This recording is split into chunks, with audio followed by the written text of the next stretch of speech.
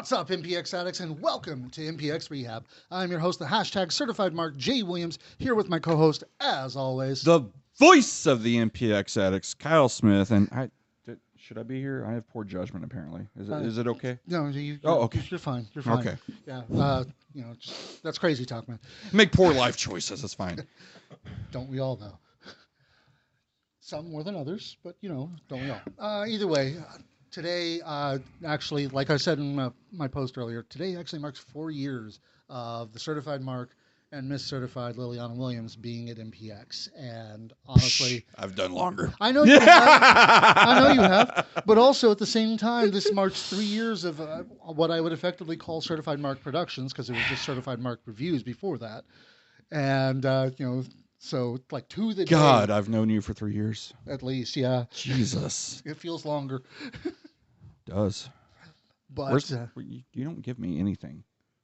It's an anniversary and you didn't give me anything? I didn't get At least myself give me a anything. chocolate. God damn. Have some chocolate, yeah. And of course, today to mark it, like you said before, we're having a 2-night event. First night, we're having one half of the MPX Tag-Team Champions. One half of the forever MPX Tag-Team Champions. You got to remember that. Can't miss that. You cannot miss All-Star Matlock. It's just you have to get the names right. Exactly. Okay, And if you don't, we're going to make you say it again. Okay. Mm-hmm. See, he's more effective at that than you are, Kyle. But see, I mean, that's the thing. You never do anybody's names right. You never say the rugged Gabe Wilder. You always just go Gabe Wilder. But, yes, one half of the MPX Tag Team Champions, member of Mayhem Mafia, Dylan Smasher. Thank you for having me here. Very excited to be here. Yep. Very excited to be here. Like I said before, it's like I wanted to answer the question of who is Dylan Smasher, because I'd seen people say that because the spotlight was very much on your tag team partner, All-Star Matlock. And, just wanted to actually give a chance for everybody to get to know the other half of the team. Right. So, yeah, and here we go. So, yeah, MPX Consequences was probably one of my favorite shows in a while, if for no other reason than that main event. Mm-hmm. That was match of the year already. I was going to say, we had like 2 match of years back-to-back last week. Like, Yeah. both matches were amazing. This is going to be hard for us at the end of the year when we actually, try again for the MPX Fan Awards, which we will get to this last year's, I promise. Are we? Did we ever get confirmation? Yeah. I can start saying the winners if you want me to. We're trying, man. We're trying. Goes much longer. I'm just going to do that. Shock to everyone, Charles Murphy won Rookie of the Year. It's crazy. I don't know why you're laughing.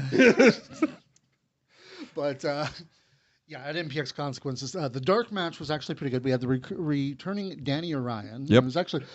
His Spider-Man tights are awesome, for one. And this time he was out there as a face. Mm-hmm.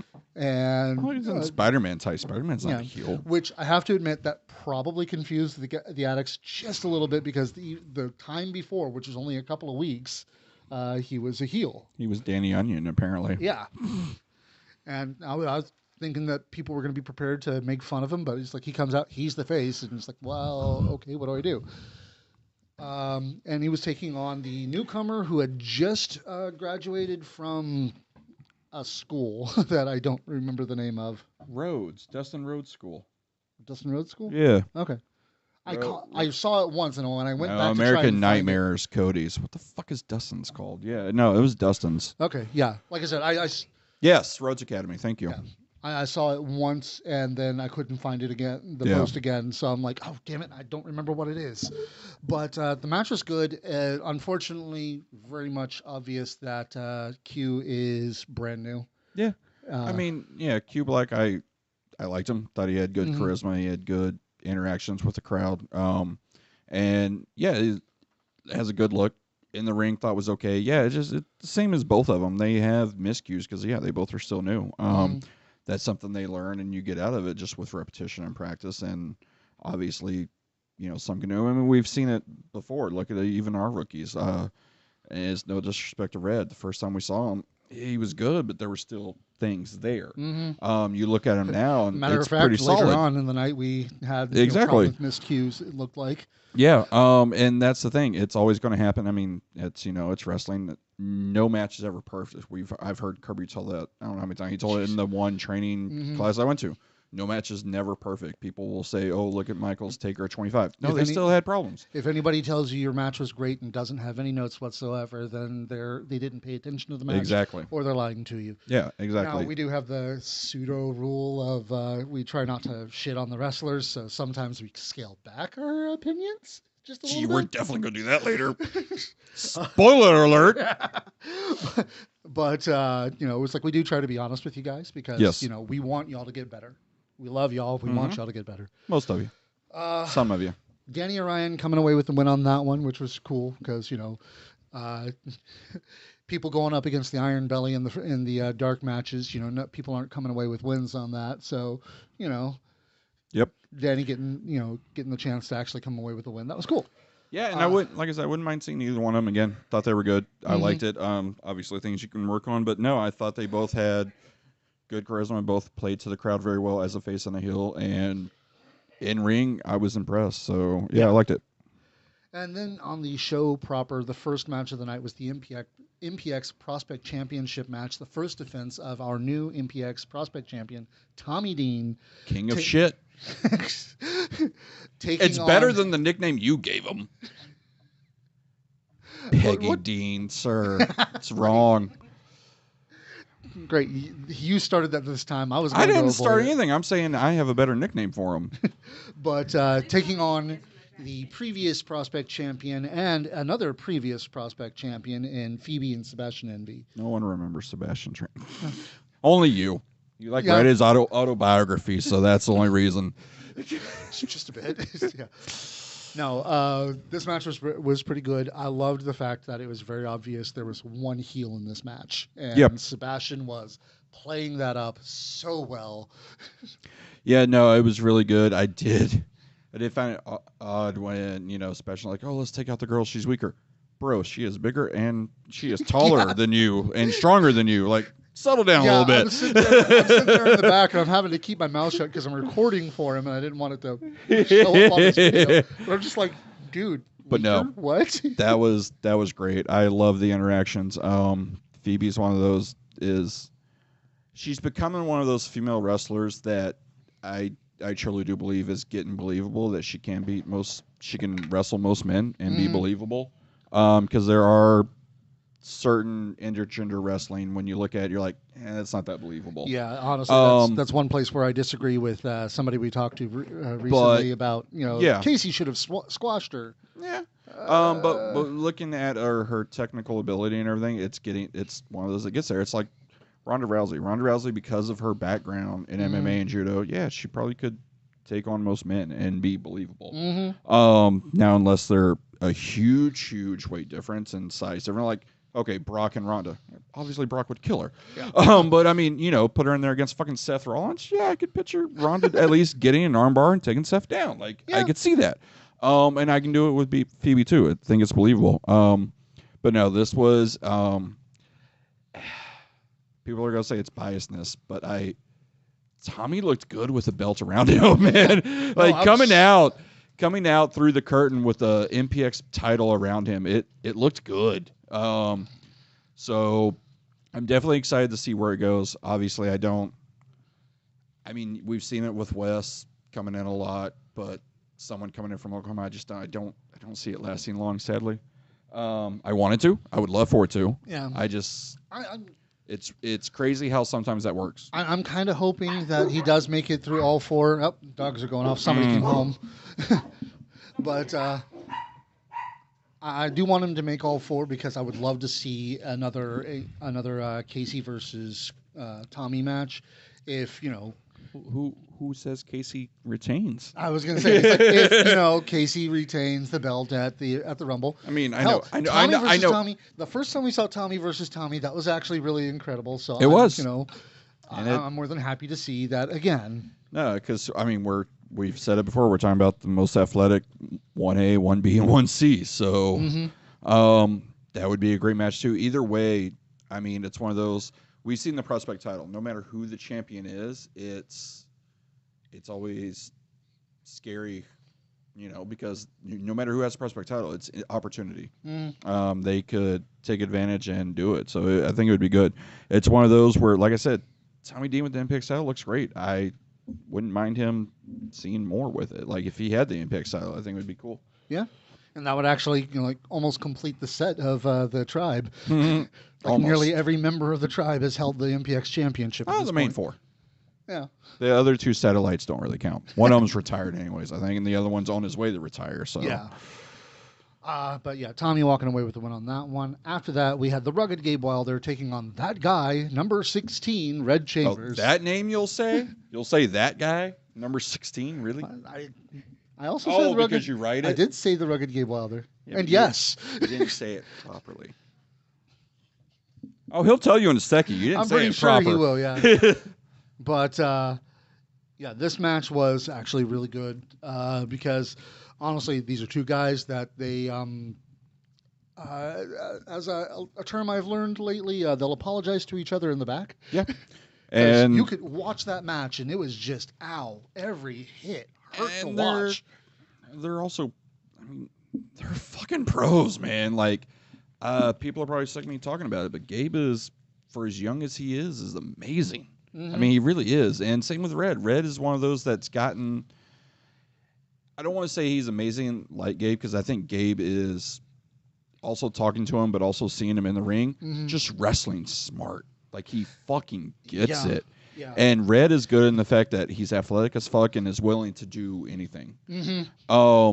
And I mean, so is Gabe. When we talk to him here, he wants to do a more Daredevil style shit. He wants to do a more Jeff Hardy crash and burn type style. It's just, it's one of those where it's kind of like me. Like, my favorite wrestlers are Shawn Michaels and Ric Flair. I could never wrestle like them. I would have to be a fucking Vader or something like that, some bigger person. But no, these two men went out there and did amazing things. And like you said, yeah, they brought it for sure. Oh, yeah. And honestly, the story this leads into as well, it was really good. Gabe walking away with the win, and it was a clean win, too. Yeah. No, and I love how we're going with the storyline, or at least what it looks like we're going with. And I could be writing my own shit like I always do, but it's Red's to focus on the Rumble. And it's that he doesn't, he's not paying attention to this stuff. He's looking forward to the Texas Rumble. He's doing this, he's doing that. It's very, I don't want to say reminiscent, but it is a lot like last year with Dimitri. Yeah. It's that whole curse. You're going to lose everything up until the Rumble when you finally get crowned. Although at the same time, I think this may be leading to another situation a lot like Fisher. Frankie Fisher. During when, just after Kirby had turned face again, and, Fisher wasn't having the greatest luck in winning matches, so he turned on Fisher, and...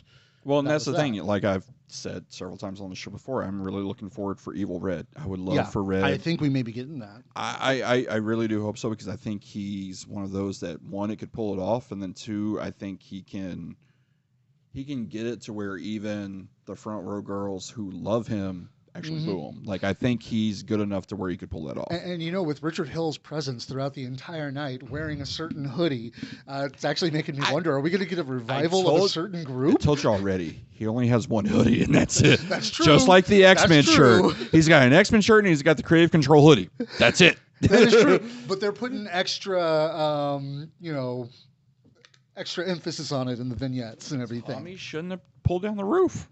Yeah. And the whole thing, the whole story of him, actually, that's coming up next with the Mad Prince, being punished, taking on Angel Camacho, the Puerto Rican juggernaut.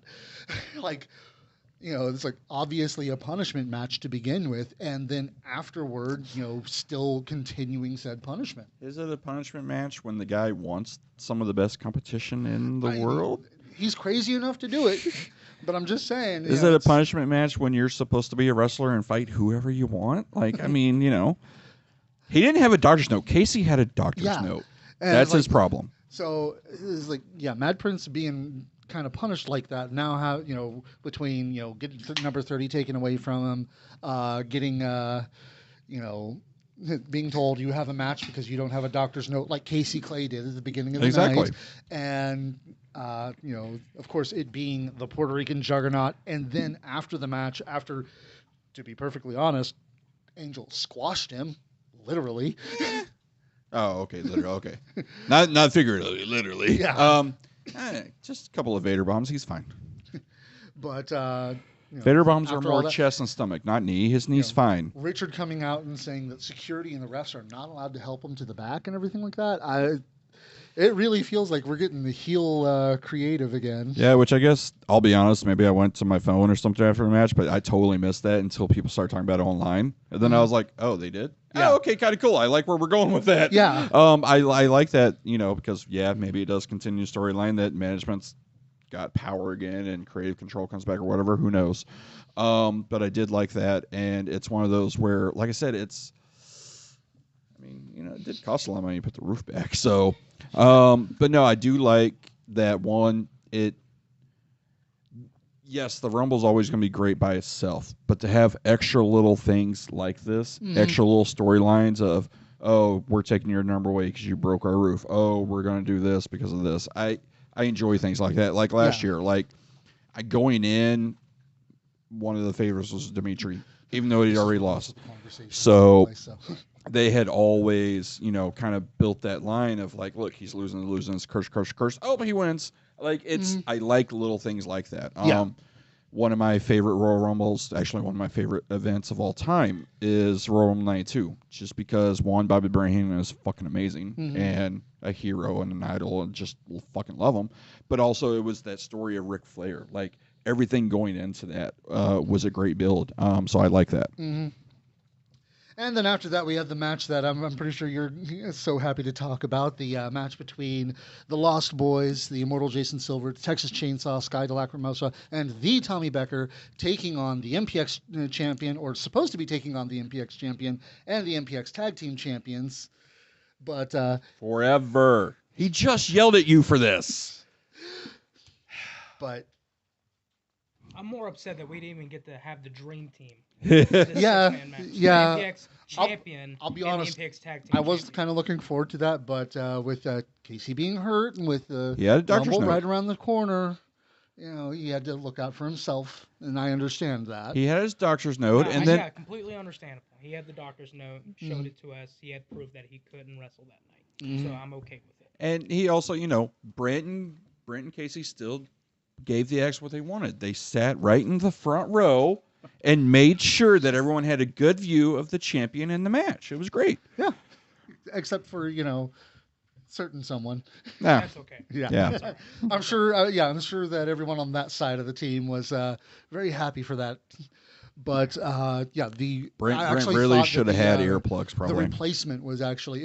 I was glad it wasn't just some random replacement. It was somebody that Brent and Casey Clay had a rapport with, and the amalgam Corey Constantine with Jinx. A couple of ties were exchanged for that, probably. But, I'm pretty sure. No, that was great, and it did change the card a little bit, which card subject change. That's usually your line, but no, I thought Corey being at this was great because I also like how we're seeing more of Corey. Much like we're seeing more of Dylan, it's two people who every time they're in the ring they impress me, and I want to see more of them. And I think this was a huge spotlight for Corey to really show that he can be in there with some of the best that MPX has to offer. It was a great match. I loved everything about it, the interactions with the crowd, with each other. I also enjoyed how it's been shown that Locke, obviously, and Dylan to a degree, study, and they know Sky is a little limp and went right for the knee. And, on the outside. And how Casey and Brent's interactions, everything about this match I thought was really good. And I've said it before and I've said it again. When you have multi-man matches like this, they can easily become clusterfucks and be downright horrible. And I thought it was laid out good. Yeah, no, it actually it hit a whole bunch of really good, points in the match and everything like that. With Jinx getting in the ring on the wrong side of the ropes and everything, and getting kicked out, and then coming back out to cause the distraction. Which I thought was funny because she got kicked out for literally nothing. She didn't do anything. She was on the wrong side of the ring. She shouldn't have been inside the ring. If she was on the apron, she would have just been told to get down. It's a totally different situation. Disagreed with it. Of course, you're going to disagree with that, Cole. But no, and I just, I want to see more, obviously, Corey, and yes, Bison's. I want to see more Jinx, because I think she does get better with her mannerisms and her characteristics and everything about what she's actually becoming. Like she's learning the character and everything. So I think that's great. And then again, just the whole back history of how it wasn't, like you said, it wasn't just a random person. No, it was someone that Brent and Casey have dealt with before. Even if, it kind of was funny the first time, it's like, no, we'll go back to at least we know what we can do. Yeah. And I think with, like I said, card subject change, I think, again, MPX proves that, okay, something happened, we have to change, and they change it good. Yeah. As opposed to just like, we'll just throw whoever out there. Like, it's just like the week before where they had to change it to where Tommy Dean got added. We were supposed to get Tommy Casey 5, which would have been amazing. But now we've got a prospect title and we've got a new prospect champion, which may lead to other things. It's MPX, apparently management and writing and booking, whatever, is very good at thinking on their feet and on the fly. Yeah, definitely. But yeah, All-Star Matlock taking down Sky with the distraction and everything like that, and coming away with the win. There was no distraction. There was Jinx came out with the cane and was just waving it around. The ref was trying to keep her from getting back in. To be fair, Tommy's used the cane before. That's how, Phoebe won against Casey. I so won't deny that. But the real story here is the Forever MPX Tag Champions and Corey Constantine won the match. Yeah, they did. And I will correct you real quick. I pinned. Oh, you got it right. I pinned Sky De La Formosa, whatever his last name is, if I pronounce that correct. Which means Matlock, All-Star Matlock, has a victory over Jason Silver, and I now have a victory over Sky. Yeah. Going into the Rumble, we have the momentum, which means we're gonna walk out of the Texas Rumble still your forever tag team champions. And I stand by that. Thank God it's not WWE, because that is not how they do shit. Yeah, I know. Like this could be how it ends, or how it doesn't end, or I don't know. But yeah, no. And yeah, we're obviously going to talk about it a little more, but that tag match is going to be amazing. It's going to hurt like hell and be physical, but it's going to be amazing. Yeah. Just you wait. Excessive violence versus Texas strong style. This is going to be a clash. I'm looking forward to this match. I love how Gabe always picks a fight in our chat. Of course he does. Apparently, Tommy and Dimitri are all going to fight Gabe now, which are all going to be great matches. Yeah. And apparently, when Tommy and Gabe fight, he's going to be speaking in nothing but Billy Maguire memes. All right, cool. Okay. I do realize though that is Dimitri and Tommy. That's XV. Gabe, don't go against Tribe, please. Don't go against the Tribe. You're gonna tear his heart apart. Don't do that to him. You really would. But the match after that, Stephen Kirby taking on Nathan Estrada, who he was in the dark match before, and very popular with the addicts. Yeah, 2 or 3 weeks ago. The whole Fear the Fro. People love the Fro. My only, I guess, quibble about the match is the fact that he did the package pile driver on him. And I'm just like, but the Fro should protect that, shouldn't it? He's like the kind of iron... like just bounce off and land on his feet or something. Yeah. Or it's like when people try to do a splash onto Iron Belly, it doesn't work because it's the Iron Belly, and it's just yeah. But it was a good match. Getting to showcase more of what Estrada can do, and getting to see Kirby be the fun Kirby that I love to watch. And then afterwards, I was gonna say your favorite part. Oh, well, yes, especially since I had a whole bunch of Jay. This is your fault. It is. I mean, is it not? I guess it might be. Yeah. The Greatest Human Being Alive music hit. Second version. The second one. The first version is still the best, and I wish it was there. That is why I reposted that meme I made a couple years ago. Man, Every Once in a Hassle is one of the best themes he ever came out to.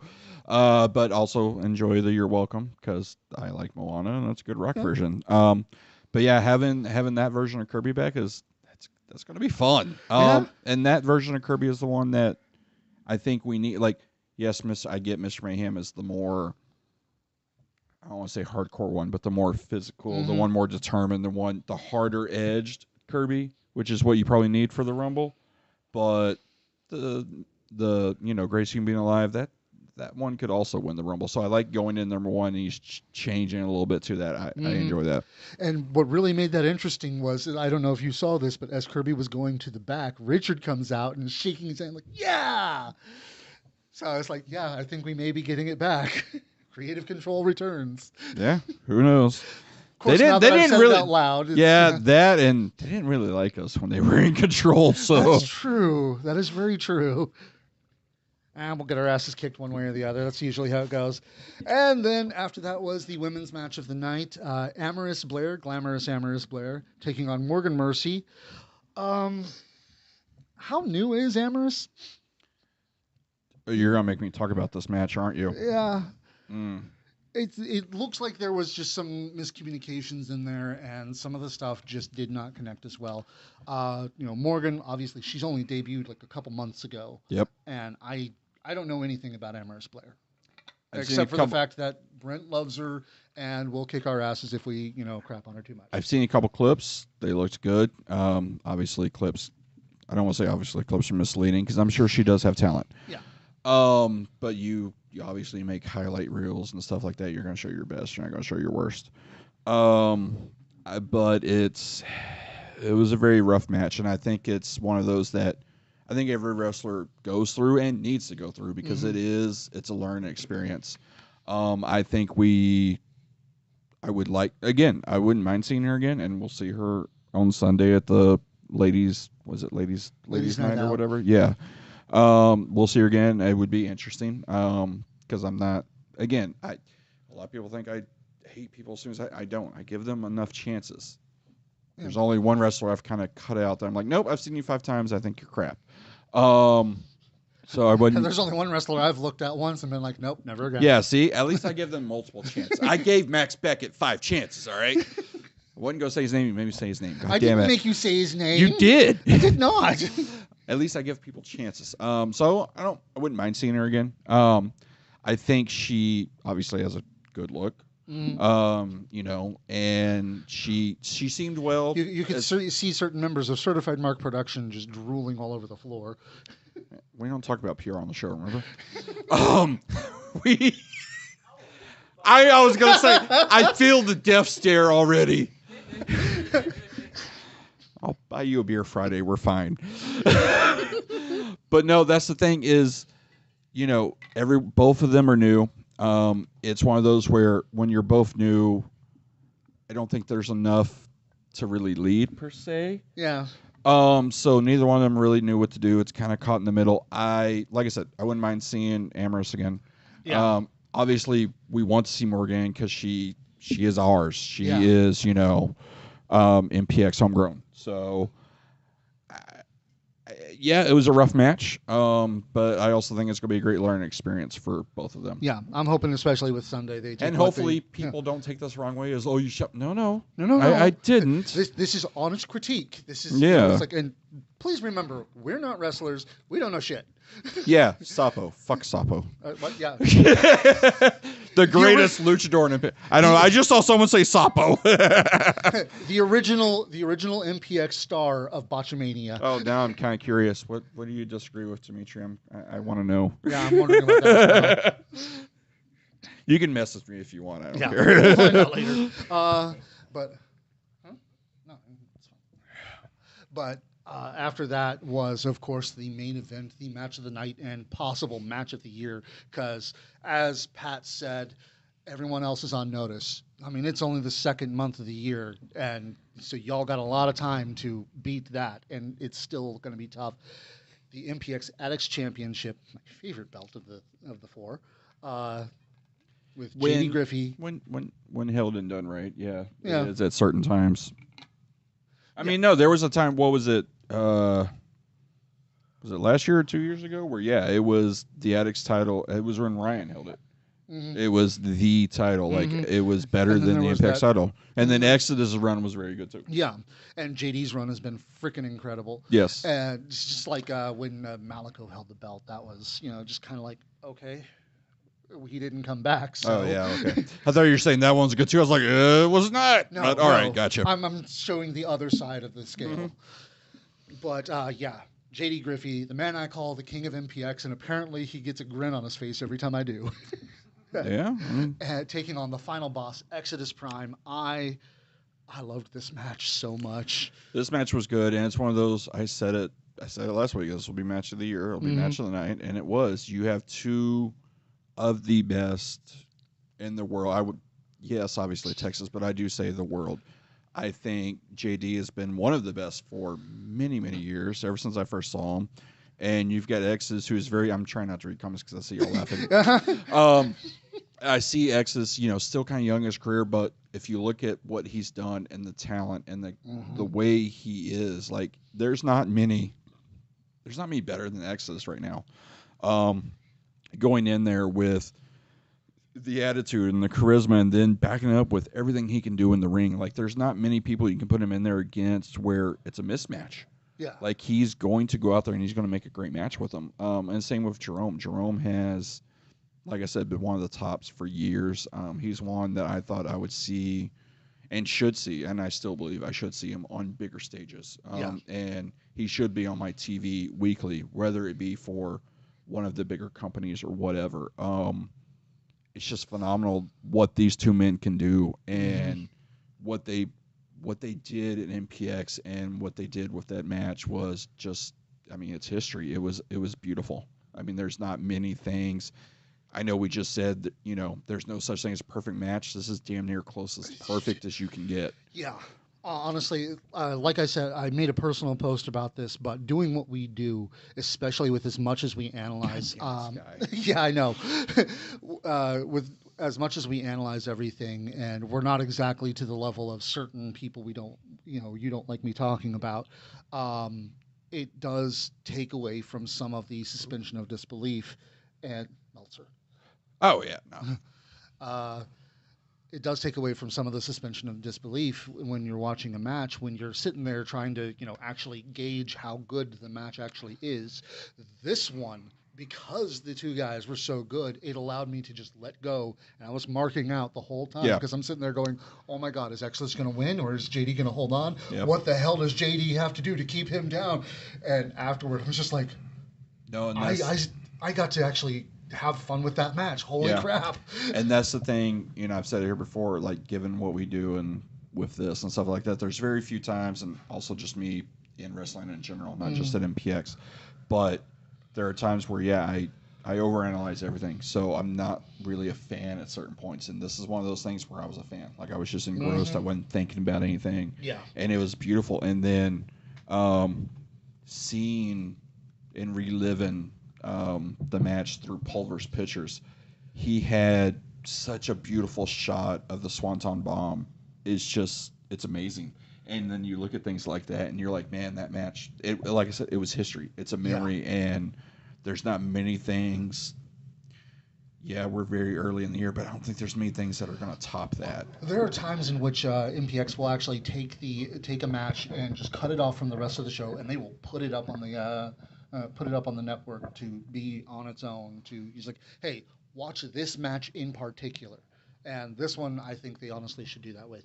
JD Griffey somehow still getting the win, even though Exodus was doing everything he could to hold on. Mm-hmm. Eventually, he tapped. I was going to say, that's one of my only critique things is, one, that's happening. I wish it would have been knockout or, ref stoppage. But also, I wish he would have came out with the bag, because that also would have led to... I mean, there was already believability that Exodus could win. Yeah. But bringing the bag led to more believability that, oh, look, he's already got the bag ready to put the belt in. Mm-hmm. But again, like I said, damn near close to perfect as you can get. Yeah. Before we get onto the preview for next week, do you want to take a moment to respond to some of these people? Because I'm trying to respect these guys' show. Sydney was right. You are more than welcome to just, get in there. This is your guys' show. I'm going to respect the show. I appreciate it. But one thing I want to point out here is I wish Sky would focus on learning how to spell my name correctly. And also, he needs to be thinking about that knee that was hurt at the last show, too. Because I know how to expose to weaknesses, Sky. So you better watch out for that. Sydney, I don't even care to talk to you. I don't even care to speak to you. I don't even care to look at you. I'm going to enjoy my water and not my alcohol.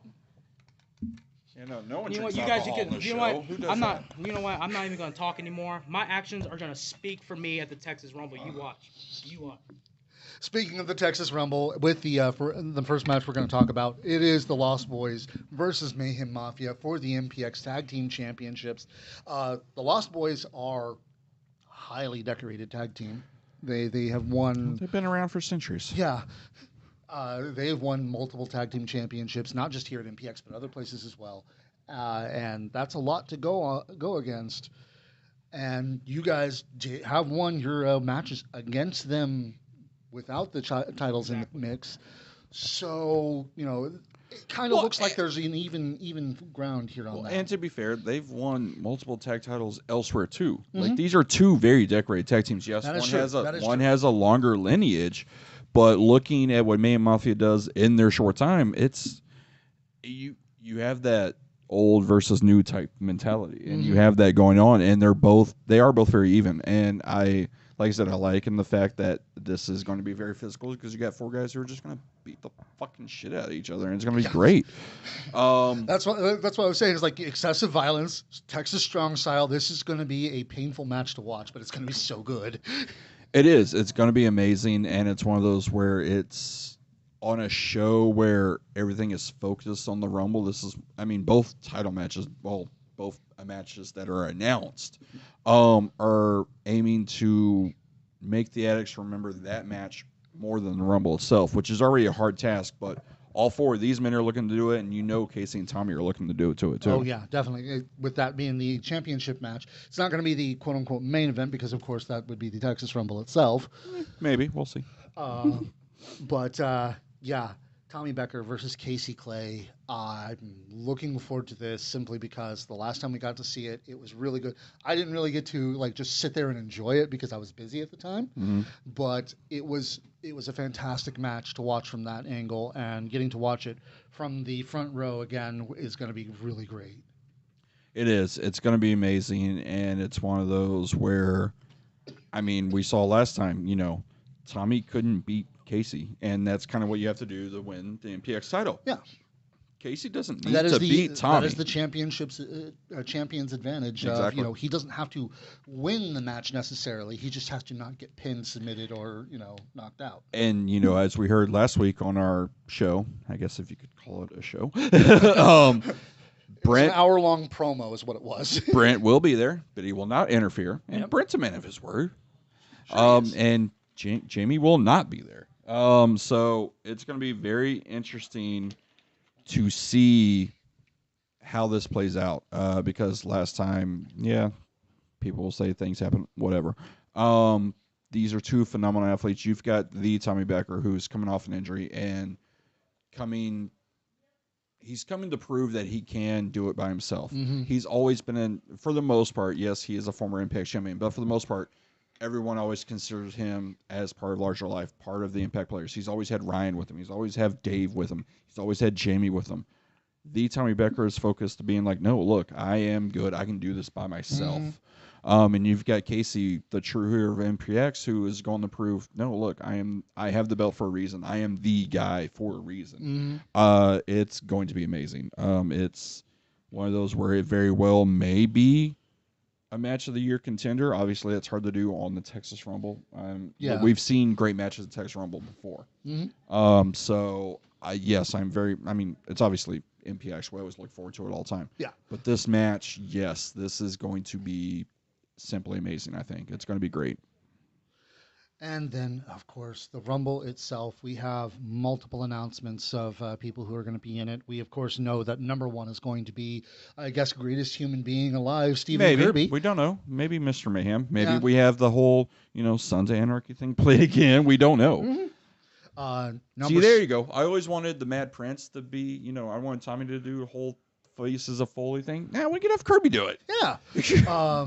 Number 16, that guy, Red Chambers, is going to be in it. Definitely not a winner. We're going to have the Monster Hunter, Matthew Palmer. If history repeats itself, Red's not going to win. No. He's a bad luck charm. Yeah, you haven't learned that yet. If you put your money on him, you're losing. Let's see. Tatum's out with the Patrick shoulder injury. Noah's out with the leg injury. Exactly. Actually, no one's even heard or seen of Noah since his injury. So, don't. We hope he's okay. Don't ever be friends with Red. It just gets you hurt. But we got, like I said, the Monster Hunter, Matthew Palmer. Why am I getting yelled at now? Because don't tell his wife though. Yeah, she definitely doesn't watch this shit. So yeah, no, we're fine there. Hooligan Ace is going to be announced himself. Actually, announced himself after talking about a whole bunch of people who are going to be in it. Exodus Prime has said he's going to be in it. The Mad Prince is going to be in it. You know, the very first announcement for the Texas Rumble was Mr. 245. Yep. You know, the Juggernaut. Sebastian Envy, Dmitry Alexandrov, Jackson Stone. Why do I have Sky and Matlock here? They're in the tag match. Okay. Thank you, production. I guess. Yeah, so we got Interesting. Sky de Lacrimosa and Matlock, All-Star Matlock, being on there as well. We've seen Rumbles before where they have a match. They might still be in it. I mean, I would assume it's safe. The only one to say that wouldn't be in it is the Tommy Becker. But then again, as long as we don't get a Brock Lesnar pull, we're good. Creative did watch the Rumble. So. Oh, wait, no, our Brock Lesnar's Frankie. I already said that. Hey, that could be a surprise entrant. We don't, this is like 1, 2, 3, 4, 5, 6, 7. We have a lot of surprise entrants. 11. We only have 11. Yeah. There's Give or still take 9 more. So, we could see it. And your actually, math is way off. We have 11, but 9 more? That doesn't equal 30, sir. 30? I thought it was 20. What? It's 30? I'm pretty sure every year it's 30. Okay. Yes, remember, Matt Prince was number 30. Right, yeah, was number 30. God. It's been 20 Dumbass. before. It's been 20 before. Okay? No, it hasn't. Yes, it has. Someone, please tell me if the Texas Rumble has ever been 20 people. I disagree. But actually, I may be thinking Aztec Warfare. Yes, Aztec Warfare is 20. Yeah. People are yelling Palmer. Did you not say Palmer? I did say Palmer. Oh, that's right, because I made a joke about don't tell his wife and she didn't watch our shit. But so actually then, that's 19 people that are going to be, that haven't been announced. I could be anyone. Dylan Smasher could be in. Could be. That'd be interesting for you to, It's possible. I mean, who knows? Maybe, there's a lot of people that could come in. There's a couple of local Texas free agents. Keith Lee, that is definitely not. We can't afford him. Yeah. No. Anyone who has a formerly known as NXT or WWE, we can't afford them. I'm sorry. Yeah, no, that's not happening. But I'm looking forward to this year because this one is, unlike last year where you had a certain kind of expectation that Dimitri was going to take it. There was, and obviously, my favorite, even though I know he's still injured and he's still out, I still think everything's leading up to Tatum. It's what it seems like. Of course, could be wrong. Hope I am wrong. Not that I hope I'm wrong, because the people are going to take that the wrong way. I like being surprised. I don't like knowing. So I think having someone completely out there, like even if Mad Prince won, I think that would be something different that I wouldn't expect. Like I said, right now, if I'm betting, it's on Tatum. Well, and there's other, like you were talking about surprises, man. There's some we haven't seen about Schaefer. I would love to see Schaefer come back. Yeah, that'd be great. That would be great. We've seen others. Angel, I think that's how Angel Camacho made his debut in MPX, I believe, was at the Rumble. So having some bigger local names come in, I think would be great. Angel Camacho y'all could have easily a partner become we the haven't new... seen yet. I would love to see that third member of Mayhem Mafia come in. Yeah, no, actually, we're gonna. There's a lot of things coming in. We're gonna talk about that in a moment. But yeah, this one could go any which way, and I'm actually pretty excited to see where it's going to go because hell, it could be Casey versus anybody. It could be Tommy versus anybody. When I was saying about the price, and you mentioned Hornswoggle, you got to realize he's half off. All right, so really, you had to go there. Oh, of course I did. That's low, man. Well, and they mentioned Dango, and I'm sure Dango did cost a pretty penny, so I guess I'm wrong. From what management said, yes. Yeah, that's true. Sebastian's half off anyways. Yeah. We don't talk about that name, Greg. Yes, we could see Hardakis return. Nope. Fuck Hardakis. I don't think ACH could come. That'd be great. Fucking Brian Keith would be amazing. Yeah. I would flip my shit if Mercer was there, I'll be honest. Aaron Mercer's one of my favorites, so that would be great. We will see. I'm looking forward. I hope so, because that's the thing about the Rumble. It's always full of surprises, and I like how that's one thing I was talking with my friend is I hate how WWE has pretty much announced, oh, here's 25 people and only 5 surprises. No. Give me 7 or 9 people, and then just let the rest be a surprise. I fucking love that. Yeah. But that's going to be great. Make sure you get your tickets for that if you haven't already, because at least as of before we started recording here, they were almost a standing room only. This show is always standing room only. This, Purple Rain, Destiny, our big four are always standing room only. So They're selling fast. Yes. So if you haven't got your tickets yet, get If your you didn't get tickets to the your Texas Rumble. first row tickets already, you're out of luck. Oh, you're screwed, aren't you? I know. I got mine last month. I'm good. Fuck. That means you'll be sitting next to me. Yep. Back in the press box. Cole, if you spell her name right, she might appear. Just saying. Who? Laney Luck. Oh. You'll see her Sunday. Yeah, you're gonna at least get to see her Sunday. So but let's go ahead and get to the man of the hour, Dylan Smasher. Honestly, thank you very much for coming on the show, man. Thank you guys for having me. It's I'm a fan of you guys. I love podcasts in general and just interview type of things. And I've been listening to him for so long, and it's like, it'd be cool to be a guest on one. So thank you guys for having me out here. Well, I'm glad we're able to supply that for you because honestly, like I said, I had made the mention of people were saying who's Dylan Smasher, and I was worried a little and felt a little that you were getting overshadowed by your tag partner Matlock, and honestly. Since that point, it has become, you have very much made more of a name for yourself with your appearances. So honestly, it's, Well, I mean, the thing with Matt is he's so good with being a personality, and that's just who he is. Yeah. And with me, I feel like what most of my career has been most of my action more than my words because of what I've been able to do. And I've kind of lacked in that field of wrestling, but at the same time though, like I love doing what I do. I love being able to go in there and impress as many people as I can. Like I remember I didn't say one word when I wrestled in a show in Denton, and Sermo gave me a standing ovation. Oh, damn. Yeah, that's actually kind of a big deal. That was a really cool moment for me. It's one of those, and yes, wrestling's art, so everyone will take that different. You have people who want the out there and the character and the charisma stuff like that, and then you have fans like me who I want more in ring than I do all the theatrics. Like, and yes, it's wrong to say, but Chris Benoit has always been one of my favorites because he told everything with his actions. He told everything in the ring. He didn't need to be, a character or have charisma or have mic skills. No, he could do everything in the ring, and it proved it. And that's one thing I liked when I first saw you was the same thing.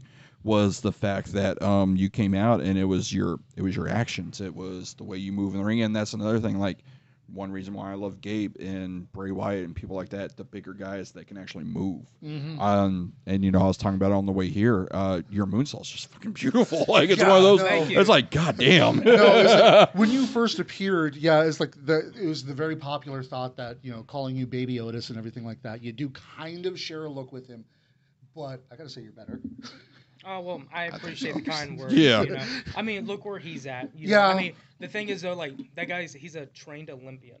Yeah. So obviously, if him and I stood in front of each other, obviously, he's probably the better man right now. But, I mean, and that's kind of where I'm stuck at. Like, I have my hair. If I cut it, I still gonna favor a look of him. If I shave the beard, still gonna favor the look of him. So I'm kind of stuck there. But at the same time, though, I mean, if that's what you see me as, and you feel like it's just honestly, it's like you along with some other people that I've looked at and gone, wow, they kind of remind me of this. Actually, Jackson Stone reminded me very much of Adam Cole when I first saw him.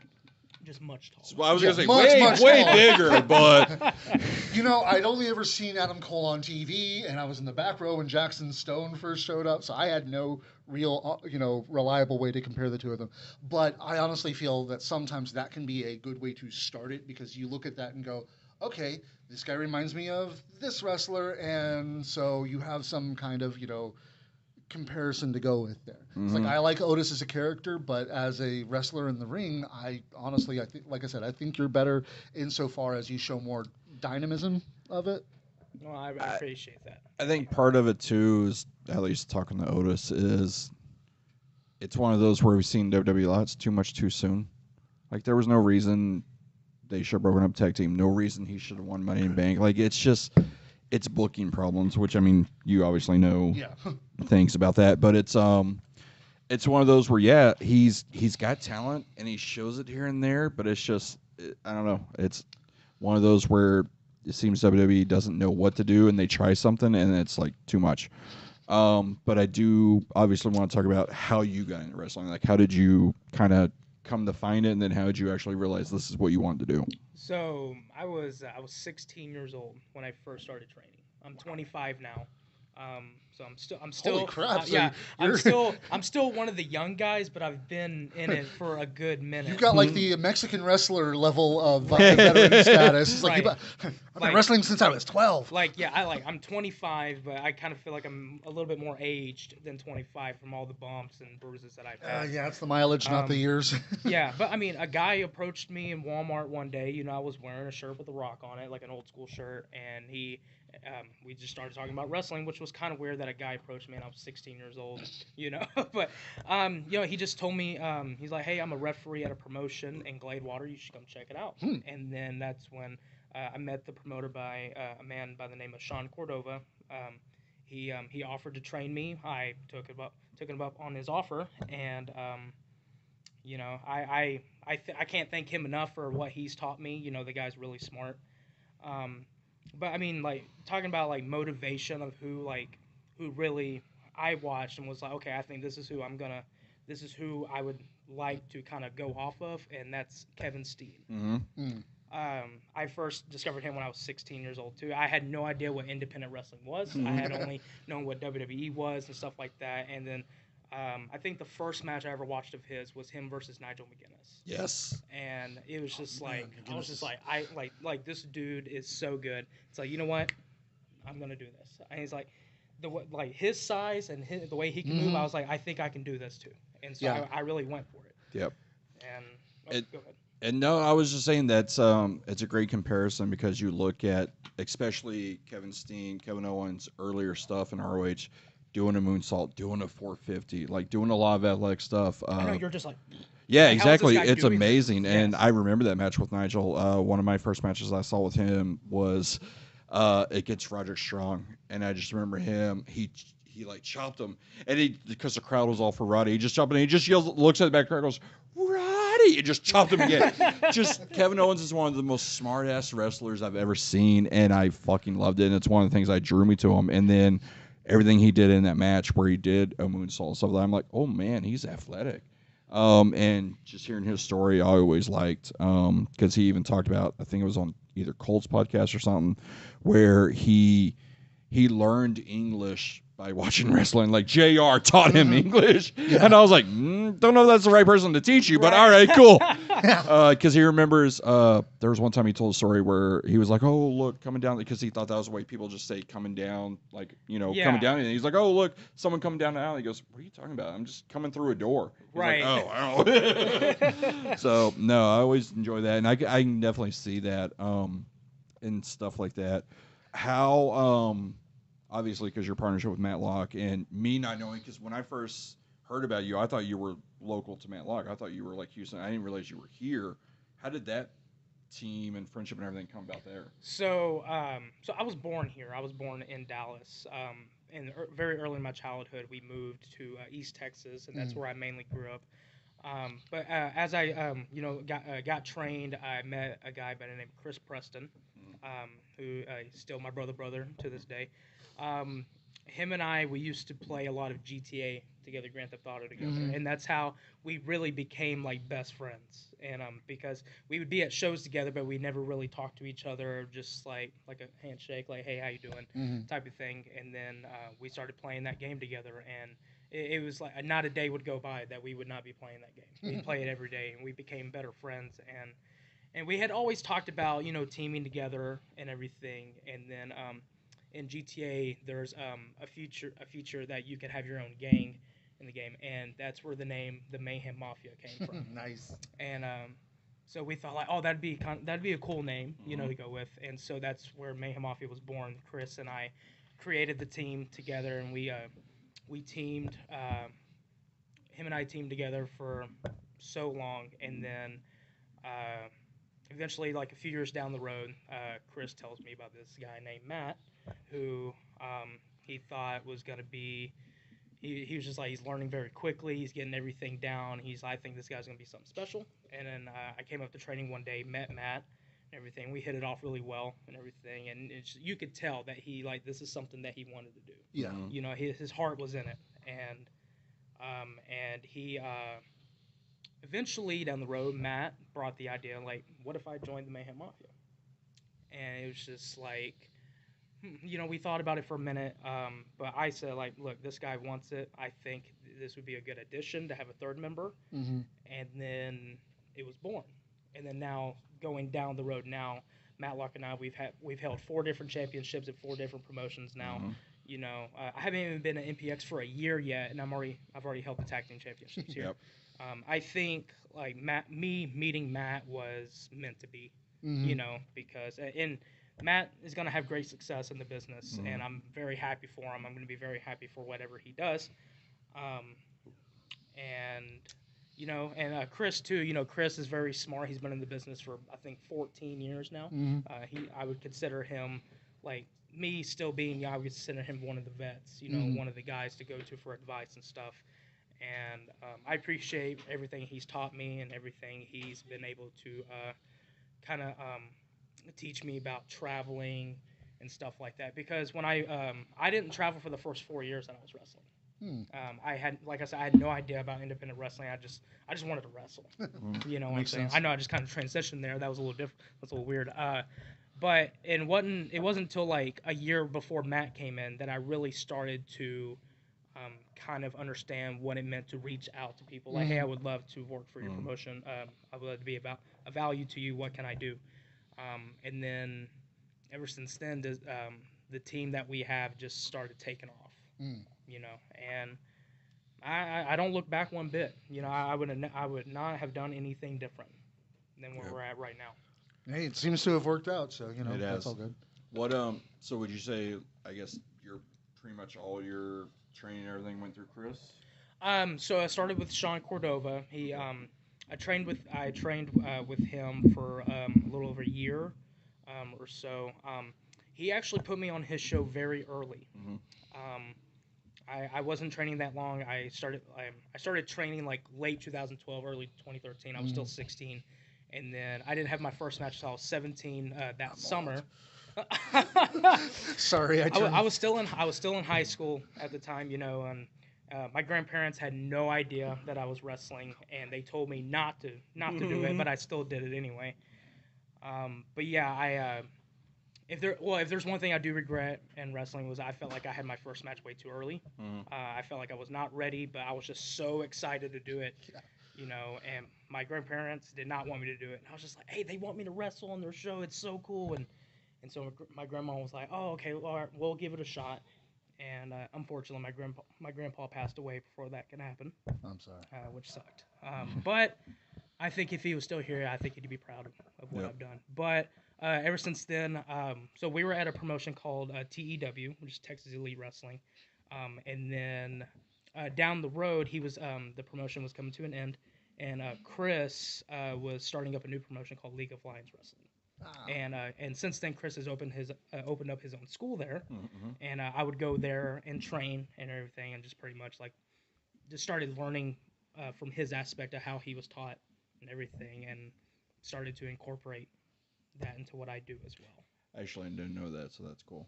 Yes, I've heard and seen League of Lions. I know that's cool. Yeah. Actually, we have a friend who's training down there and about to debut. Oh, nice. Who is that?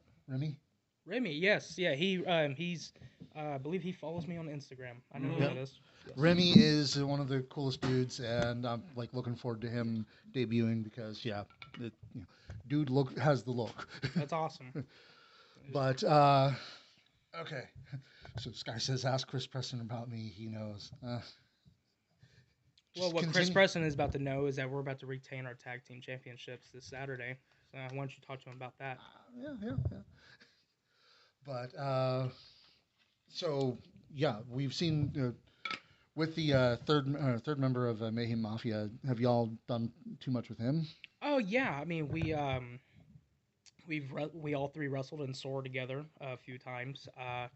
I think Chris is in that stage right now where he's really enjoying what he's doing in League of Lions, and that's mainly where his focus is. Which there's nothing wrong with that. That's League of Lions is his baby. Yeah, you know.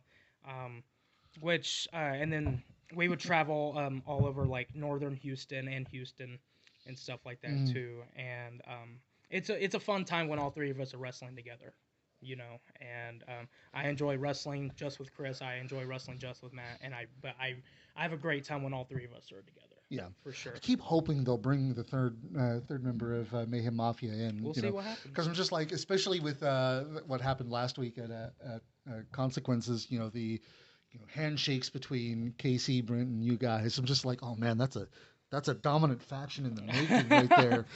Yeah, in Brent's words, the greatest tag team champions in MPX, alongside the greatest MPX champion, Casey Clay. And I'll take it. Yeah, I'll take any compliment that I can get. I was gonna say, it's like, especially coming from someone like Brent, that's the for sure. big deal.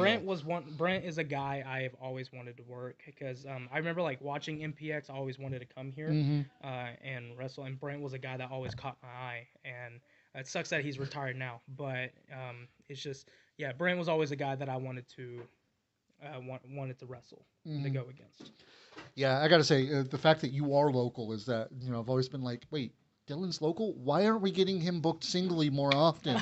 We can only get Matt every once in a while when he can make it from Houston, but we've got Dylan right here. Right. Yeah, that's kind of how it is. Like, Matt travels up here for MPX, and I'll travel down there, for all the other stuff that we do down there. So it's kind of even both ways, I'd say. Yeah. So. Sorry. Also, hey, Tadlock. Tadlock's in there? I miss that man so much. Oh, wow, cool. Yeah, Jared Tadlock says Dylan has improved so much over the years. Been so cool to watch. Props, big man. Where do you see that? Right there. Yeah, it's the Facebook one. I appreciate the kind words. Thank you so much. Yeah, Tadlock is, God, I miss that man so much. So great. He was one of my first favorites at MPX, next to Jerome and Silver. I hate that I've only gotten to see him wrestle once. Yeah. So how did, I'm assuming it was through Locke, but how did MPX kind of get on your radar? I have always seen MPX on Facebook. There was a point in time where I was just following so many promotions on Facebook and social media and stuff, and MPX was one. And plus, like, I saw guys, like Jackson Stone here, Brent McKenzie here, and everything. Frankie Fisher was a guy too. Yep. Guys that I've all met before, and they were here. And like back when I was like young and still green, I'd see those guys, and they were at MPX, and I was like, oh, that's a place to go to. That's the place to be. And so it was always on my radar and everything as well. And I'm glad I'm here. I'm having a great time at MPX. I love the atmosphere here. Yeah. Dimitri asks, how much All Japan Pro Wrestling has Locke shown you? And by shown, thrown in your face. Yeah, pretty much. I wouldn't say necessarily thrown at my face. He's definitely showed me some. That's one area where I'm kind of blurry on is Japan wrestling. I would love to get into it more. Yeah. But from what I've seen, like, forgive me if I get this wrong, Minoru Suzuki. Yeah. That dude's a hoss. Yeah. Suzuki that's one guy. Great. That's if there's anyone in Japan wrestling I watch the most, it's him. Yeah. Especially when he did Bloodsport against Jonathan Gresham. Jonathan Gresham is another guy. As well, that's top notch. So you like the more technical style? Yeah, I like the technical style. I try to do it, but I'm such a big guy. It's kind of hard to do that when I could just punch someone in the face. Right, and that's what I was saying. I was like, no, some of my favorites are like Shawn Michaels and Ric Flair. Obviously, I could not wrestle like them, so I'd have to do like a more brawler style. But I think that's what's interesting is when you have wrestlers that, like yourself, and even Gabe talked about it, where they like a certain style, but it's like, it doesn't fit me, so I have to do this. Right. And you have developed a, kind of a rough brawler, just go at you style. Kind of like, is there someone you kind of, like you said, Kevin Steen, is there someone that kind of you mimic a little bit? Or is that kind of more of like who you kind of draw inspiration from? Well, so like Kevin Steen for one, just watching him overall was just kind of like, I like that guy. I love that guy. I don't really know. It's just I guess I haven't necessarily like found my like style 100%. Right. Because like not really anyone at MPX has really seen everything I can do. Yeah. I've been told multiple times, and was even told last Saturday, like, you're really agile for your size. Mm-hmm. It's like, well, I'm a former power lifter. I was in gymnastics. I can move around. Damn. You know, and I haven't necessarily been able to showcase everything yet. No, Just yeah. the moonsault. That is not a combination of sports I would expect. Gymnastics and powerlifting. Right. Well, powerlifting, also like even being a thrower in track too. I also ran as well. You know, I didn't want to just. You're all around. Yeah, I was an all-around athlete in high school. I would say, football. Didn't play basketball. Don't put a basketball in my hands. That's the one area I lack. But no, powerlifting started in high school, moved on to after high school. I was training in powerlifting. I was doing more training in powerlifting than I was wrestling at first. And then I think it was 2015, I injured my shoulder the first time. It was a grade 3 AC separation, which means, for those who don't know, that means the rotator cuff has all the ligaments holding the rotator cuff have completely torn, and the rotator cuff is off the shoulder, and it's still that way to this day.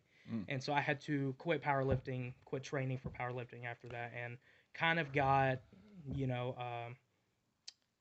depressed, unmotivated and stuff, and that's really where most of my weight gain came from.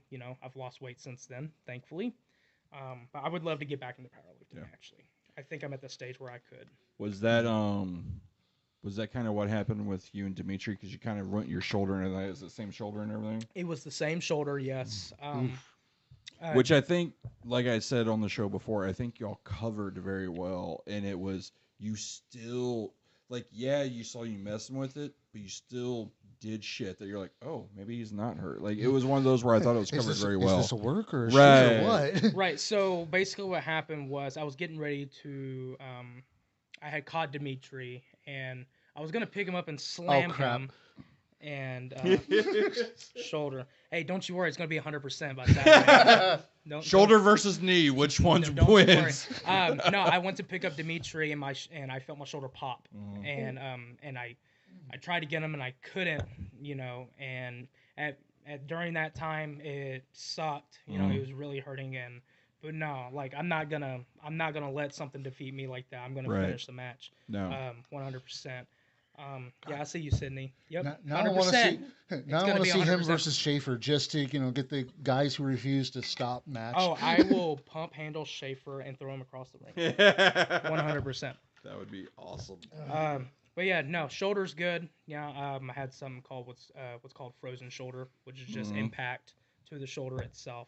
But no, it's fine, 100%. I can move it. Awesome. So it's good to go. That's actually good to know. Is that one of the more, I guess, serious injuries you've ever had, or? That was probably the most severe injury that I've had. I've had at least maybe 2-3 concussions in wrestling. I do have a scar on my head from the same incident from my first shoulder injury. Not a lot of people see it because of the hair. Yeah.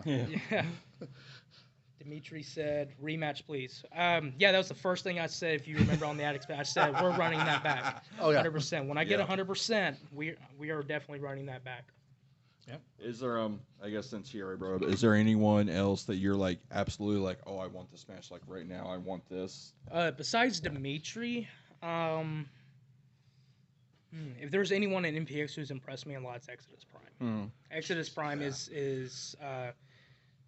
he's so smooth in everything that he does, and he's really impressed me a lot. We actually got the team together not that long ago in Lufkin. Oh, no. Really? And he was he is so fun to be with, so good in the ring, I think. And Exodus is a guy I would really love to share the ring with, face to face one day. Yeah.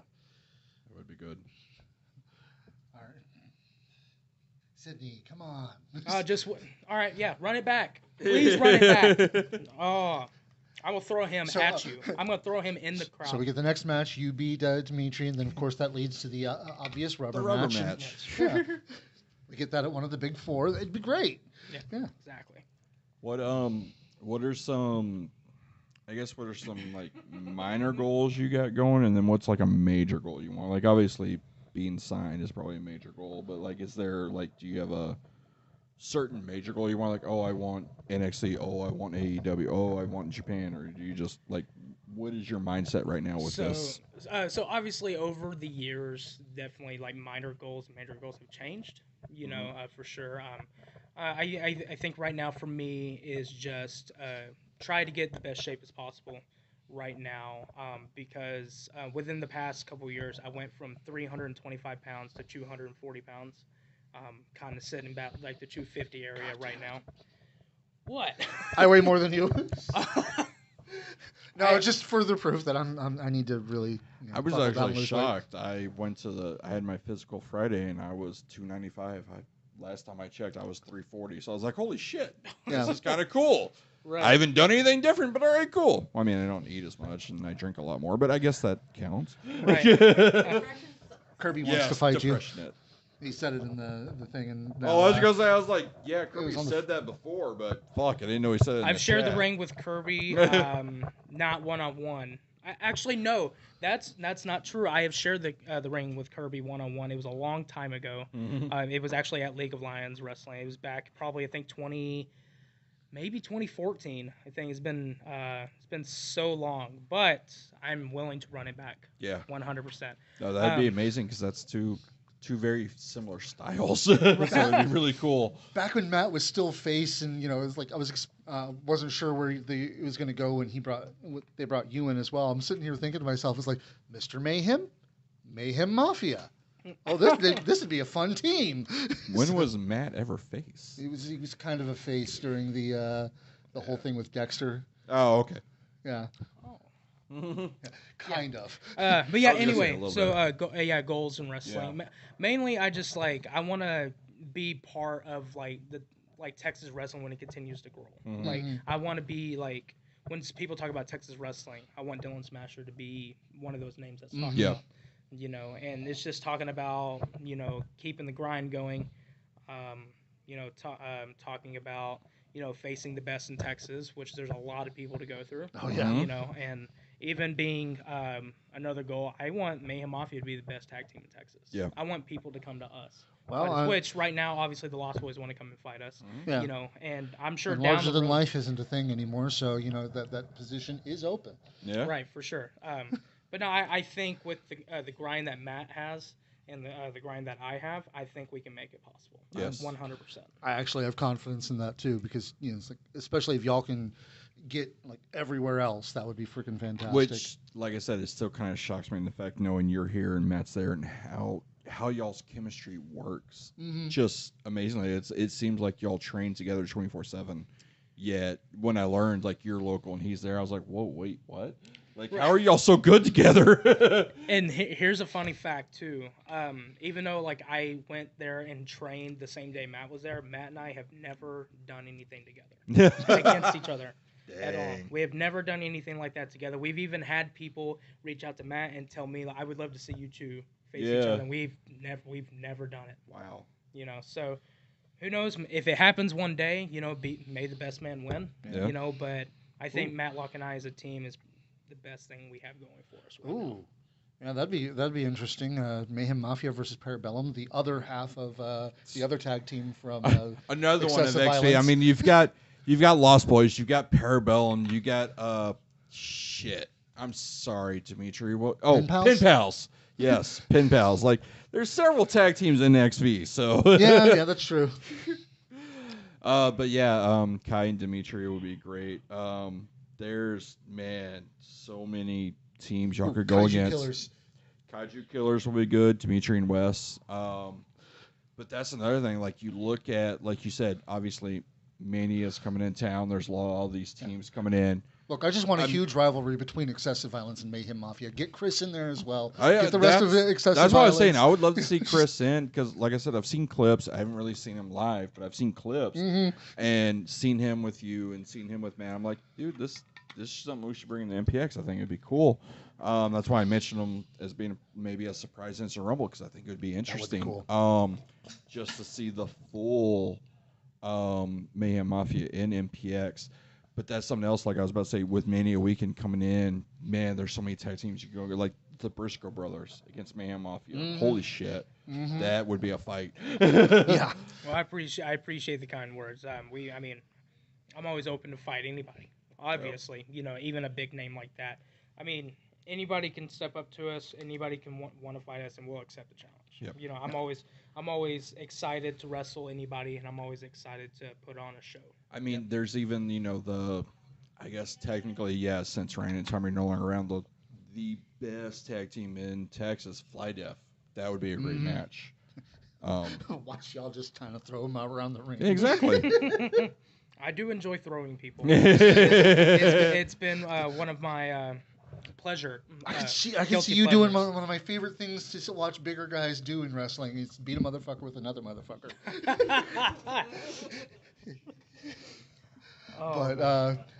Iron Belly asks, what was the biggest mistake you made that you don't regret? It's one of our favorite questions on here. Biggest mistake I've made. It's kind of a weird question because like you would think like if you made a mistake you regret that. Mm-hmm. You know, biggest mistake that I don't regret. I would guess like maybe not traveling those first 4 years of wrestling because I think I probably wouldn't be where I am right now. You know, if I didn't do that, you know, because everything happens for a reason. Yeah. Mm-hmm. You know, but I'm glad that I've met the people that I've met. You know, I feel like if I got started early, you know, I probably Matlock and I maybe not have been a team. You know, I've probably never have met Matt to this day. You know, so I would say maybe the path that I've taken so far. Obviously, I could have done things differently, but I haven't, and I'm happy where I'm at right now. No, it's a good one. Yeah. No, and that's one been always my thing because I'm just me personally. I've lived a life with no regrets because it's one of those things where it's like I don't really regret things because they're always experiences. They always come back to me. So I'm like, you know, yeah, I had a failed relationship. I was with her for 4 years. That's not a fail. That's not a regret. No, it was an experience. It was something you do. It was a chapter in your life that exactly. you have to go through. 100%. Yeah. It's like I used to say all the time. It's like I don't regret anything in my life because if I regret it, then it wasn't worth doing in the first place. Right. Exactly. So. But that's one reason why I always cringe when you say that question. I'm like, well, there's it no doesn't regret. mean there aren't things that I look back at and go, I kind of wish I'd done that differently. Yeah. Because if you look at regret, like I wish I'd done that differently. Then yeah. Well, I mean, just to see what would have been. I mean, there are things like you can regret. Like, do I regret not saying me take the opportunity to do commentary? Yeah, I kind of regret that, but it's not. That's an experience. That's something I learned. I and regret go you through. not going up there with me. But I mean, I still would have gotten yelled at by Jamie. But you know what? Yeah. But I mean, it's one of those where it's not. It's something that helps me develop as a person. It helped me realize that hey, don't let depression fucking win. Just do shit. Mm-hmm. Like that's something I'm like, okay, so that's not a regret because it taught me a lesson. Yeah. But no, I really don't like that question every time we ask it. I like it because especially because it gets the guys we have on to think it's like, okay, is this a life question? Is this a wrestling question? How do I answer this? And we always get different answers because of it. And so, there's regrets. He regrets tearing his shoulder, but that wasn't on him. Yeah, that was rough when that happened. That was pretty rough. So what happened? Like how did that happen? So I did a run-in spot in a match. And what the plan was... Oh, shit. So it was actually wrestling. It was wrestling. Oh, related, okay. Yes. Wow, that's weird. So what had happened... What had happened was... the plan was I was going to dive out on a guy, Tope Suicida. Lucha Smash!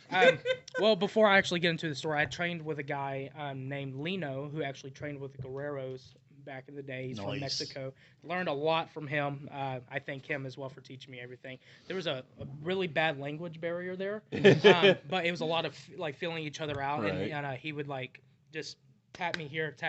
Like, okay, cool. Yep. Yeah, and so I was about to dive. I got a chair thrown at me, which ultimately knocked me out. So I'm about 8 feet in the air, dangling, and without landing on the apron, I went straight to the floor and landed head first, then landed on the shoulder. I went to the hospital right after that. I was bleeding in the head, obviously. I ended up leaving with staples and in a sling, which ultimately that ruined my chances to wrestle in front of Hacksaw Jim Duggan because I was injured, unfortunately. Yeah, I see you, Sky. Remember, your knees hurt too, buddy.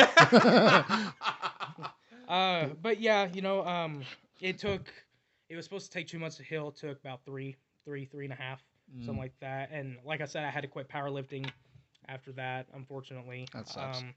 Yeah, because I was on a roll, I would say. But like I said, I think everything happens for a reason. I wouldn't be where I'm at if something wouldn't have happened. Like who knows? Like if I didn't get injured, maybe I'd be more into powerlifting than I am wrestling now. You know what I'm saying? So I feel like a lot of things happen for a reason. Yeah. Right. So, quickly, favorite match? Of mine? Yeah. Or just Well, we'll do both. Do Yeah. yours first, and then do what your like match you love the most. okay. This is a tough one. I've had a lot, you know, and there's only a few that I've like been able to like look back on and really remember, and that was Mayhem Mafia versus LMC at UPW Rage Cage. I believe that is what it's called. It was still a cage match, and it's probably one of my favorite matches of all time because it was a fight. It was a real fight, and the whole crowd was into it as well. And we also got match of the year for that match as well. Nice. But that's a match that meant a lot because when we first met those guys, like I met those guys for the first time that day, wrestled them later that night for the first time we ever encountered, and we had match of the night that night. And I love it when that happens. When, Right. like you meet someone for the first time and can just go out there and have good chemistry together. Yeah. And then the third time that we wrestled was in that cage match, and that's probably my favorite match of mine.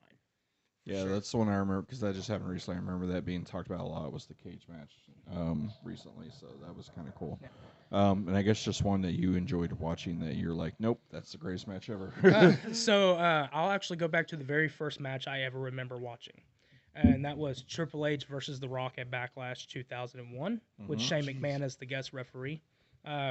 My cousin Sean actually taped over that pay-per-view, and but it got erased where only that match was on that VHS tape. Nice. And so that was the first match I ever watched as a kid, and I watch that match to this day, and I get goosebumps every time Stone Cold's music hits. Yep. When Vince is like, I want you to count to 3, and then I still get goosebumps every time I watch it. That's my favorite match of all time. That, and a very close second is TLC 2 at WrestleMania 17 with the Hardys, the Dudleys, and Edge and Christian. Yes. That's a close second. That right there is probably one of my favorite matches ever. Were you always kind of drawn to tag team wrestling then, or? I mean, obviously people can say, you know, like they were a Rock fan, a Triple H fan, a Stone Cold fan. I mean, everybody was. You know, if you weren't, it's like, what's wrong with you? You know, but no, it's just like the moments in that match, you know, Edge spearing Hardy off the belts, the ladder matches, those always caught my eye as a kid. And what's crazy, like as much as those matches like really like mesmerized me as a kid, I've only done one in my career so far. I would love to do more because I just love the moments. Yeah. And to me, that's what wrestling is about. To me, mostly is the moments. Yeah. You know, like I love like, you know, going out having a like. Whether it's a bad match, great match, I just enjoy the memories and the moments that I have. Yeah. 100%. Well, you'll definitely have a chance to make a whole bunch of moments and memories at the Rumble. I'm looking Oh for yeah, it. especially when Kinda we wish there was- retain the tag team championship. Kind of wish that was more of a hardcore match because then we'd get to see you all go all out on that. That'd be cool. Right. Yeah, I'm excited for it. I'm excited to remain the forever tag team champions. When you because you're obviously a great tag team wrestler, but when you like started out, did you picture yourself in tag teams, or were you kind of like, no, I want to be singles, or did it just kind of fall in? And you're like, you know what? No, I like this. This is what it is. So when I first started, you know, I was just kind of my first match was an 8-man tag match, you know, and it was mainly just to showcase the new guys that were in the match, and then I was part of a team going in the beginning, and what it mainly was. Kitty. She is curious about everything. For sure. So basically, what that tag team was about was what the story was that the guy was my trainer. He wasn't, but that's basically what it was, and mainly like I was the main shine of that tag team, basically because I was the young guy. I was strong as ever. I could do whatever, you know, and. I did eventually maneuver into singles, which I really enjoy doing. But yeah, it's just I would say most of my wrestling career I've been in a tag team. Yeah. You know, but I don't know. I couldn't tell you how many single matches I've done. I've done a lot, you know, but I've also done. Thanks, Chris. You really just distracted me there. Man. Still think Mad Legs is a better team, but all right. But yeah, you know, it's just, if I ever had a chance to do a singles run again, I would definitely be for it. Yeah. You know, I love being a singles wrestler. I love being able to showcase what I could do, which I'm not saying that I can't showcase that now, which because I definitely can. But Right. it's just Gear MPX. But yeah, no, I just I still have a lot of time left. You know, I'm only 25, like I said. So I just I still have a lot of time to be able to showcase what I can definitely do. Man, my life would be so different if somebody had done that for me too. Just come up at 16, it's like, hey, you want to be a wrestler? Fuck yes. I didn't even know independent wrestling existed until I was 16. So, and even after that, it's like it was only PCW here in Dallas, and then after PCW went under, I was just like, I guess independent wrestling in Dallas is dead until like 4 years ago. Oh man. Oh well. Yeah, no, that's the thing is because like it just like I said, and I've said it again, y'all probably sick of it, but it amazes me how well y'all's tag team chemistry is. With you and Matt and y'all being apart and stuff like that. Is there, and we talked about it a little bit, but is there a thing like did you study or anything like that, or is there like certain things you look for, or does it just literally all come natural to y'all? There's definite like matches we watch and everything. It's just like, hey, watch what this guy does. Hey, watch what this person does. Hey, watch what this team does. And it's not necessarily as in like, hey, that's who we should base ourselves off of. It's more of like, hey, watch what this guy does, study that. Yeah. And I think if you worked on that, that'd be a lot better. And we'd be a better team. And like, I'm that guy for Matt and Matt's that guy for me, being able to like tell each other like, hey, I think this should be better. Hey, I think you should do this better. And it's always advice for young people. It's always good to have someone who can critique you and tell you what you're doing wrong, what you need to fix. Yeah. Like it's one thing we were told is like whenever Matt and I go back and watch our matches, it's like me, hey, watch what Matt does, tell him what he could do better. Matt, watch what Smasher does, tell him what he could do better. And it's always good to have a friend or a colleague like that could do that for you. See, yeah, that's one of the things that you definitely want, that kind of a friend, especially in this business where they're not just going to blow smoke up your ass. They're actually going to tell you what's what. Which Greg did ask on Facebook. I just now saw it. Is there any other wrestling belt you want other than a tag title? So, I mean, obviously, is there a singles title that you have your eye on or anything you want, or you really want a singles match to kind of prove yourself? I would definitely say, I mean, there's that, there's always singles matches you can do to prove yourself, but you can also prove yourself by becoming a champion as well. And like I said, I haven't been at MPX for a year yet, and I'm already a champion, so y'all can suck that. I would definitely say, like, being a champ, like, coming up in the business, there's a lot of vets who told me like, "Oh, titles don't mean nothing," but I don't look at it like that. When I look at a championship at any promotion, and you win that championship, you're the face of that company. Yep. Like you are. The trust is putting to you to put that company on your back and carry that belt with honor. Yeah. And put on matches to your best ability. And that's honor being a relative term when it comes to heel face kind of stuff. Well, and that's one of the few things I've ever disagreed with listening to the Bruce Pritchard's podcast. He's like, "Oh, the belt's a prop." I get what he means by that, but it's also not like that's someone that obviously that company believes in. Yeah. So that's obviously something that they're going to put. They're not just going to put the belt on anyone. I mean, obviously, they did a great Khali, but that's that's a different thing. They were really trying to push him. Yeah. No, but I mean, like I said, man, it's an honor to hold a championship. Yeah. I love holding the tag team championships. It's an honor to me. Especially with the short amount of time that I've been at MPX.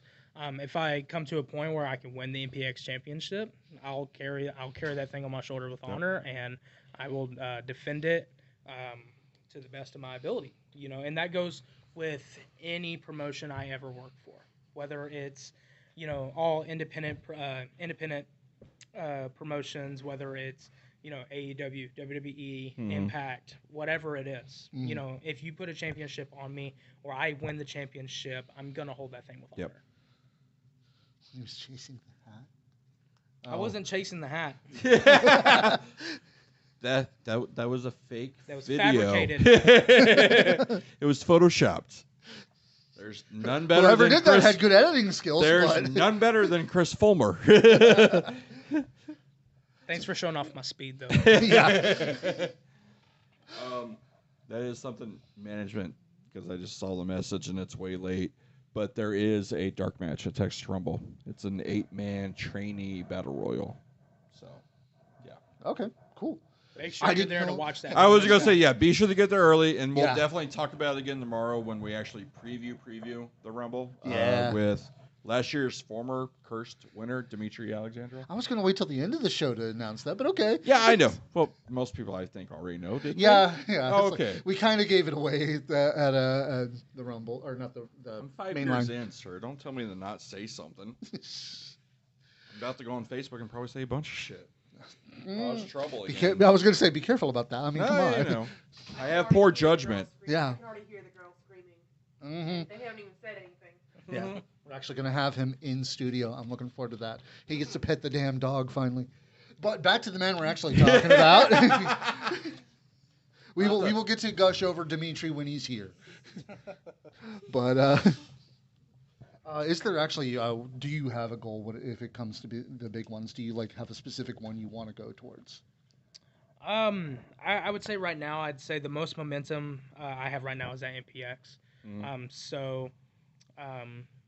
I would love to be a double champion. We're going to hold the tag team titles forever. So if I get a chance at the MPX championship, I'm not going to let that chance go to waste. Sorry, Casey.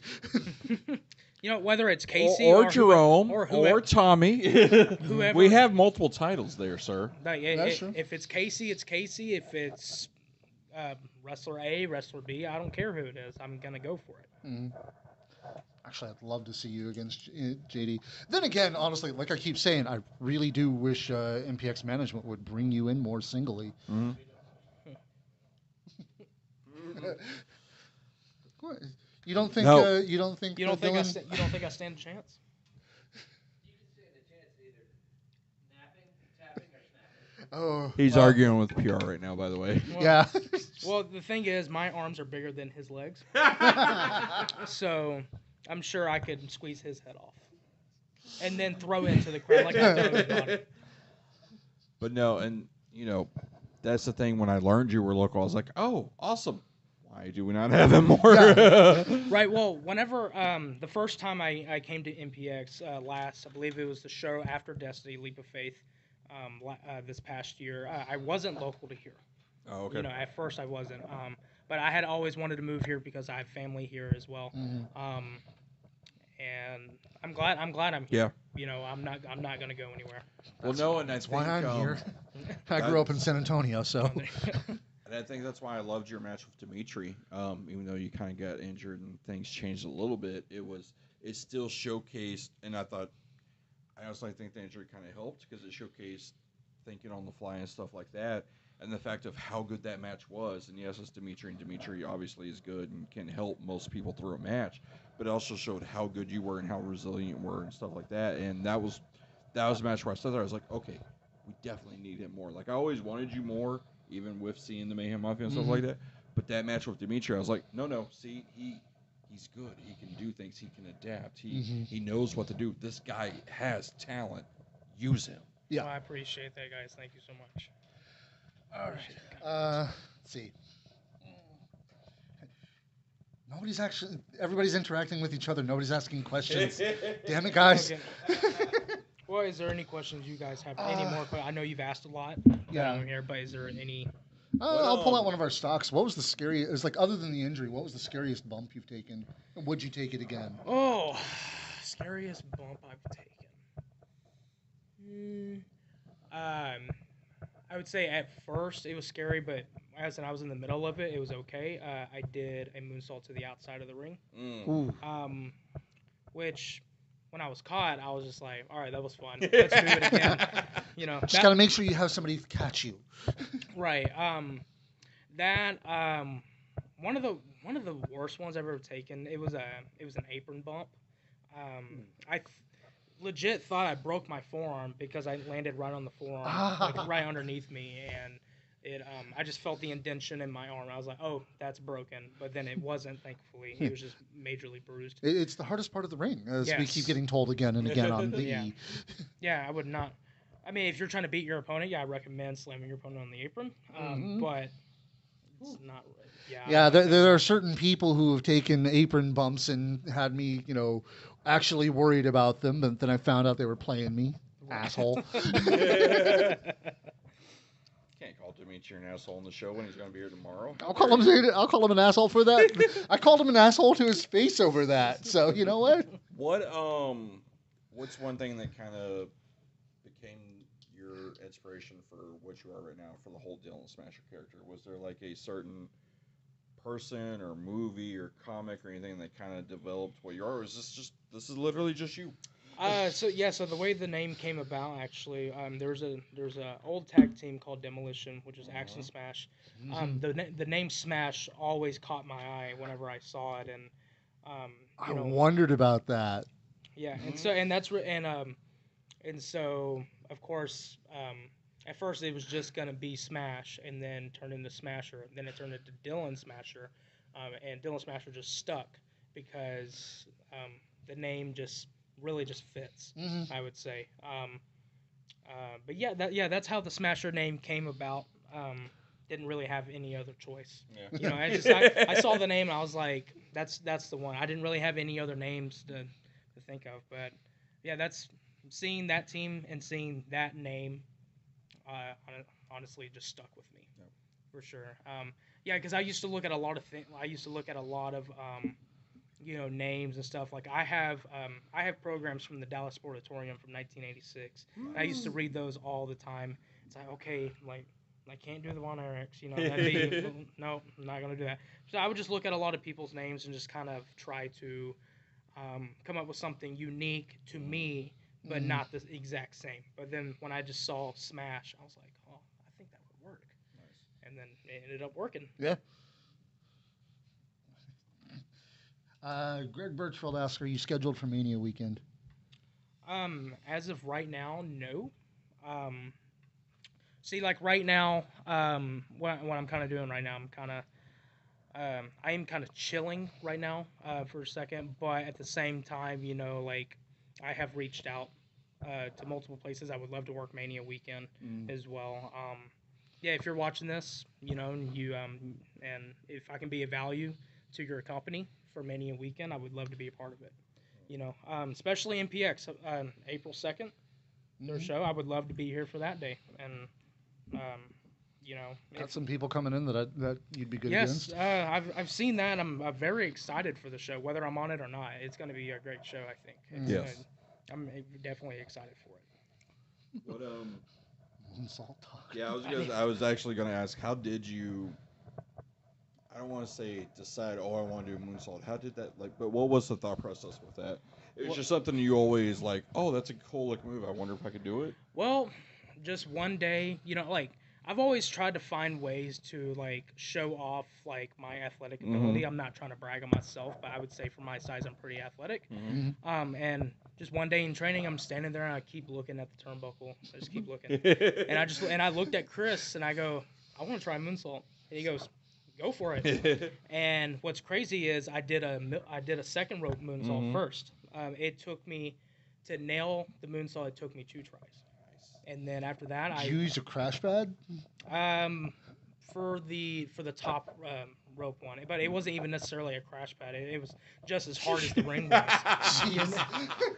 But I did the I did the middle rope moonsault.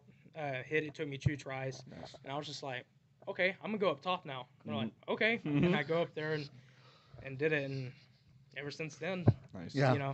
I'll admit when you when you did the moonsault last week, I'm sitting there going, "Oh God, it's gonna hit the roof. It's gonna happen again." No, remember we raised the roof, so Yeah. it's fine.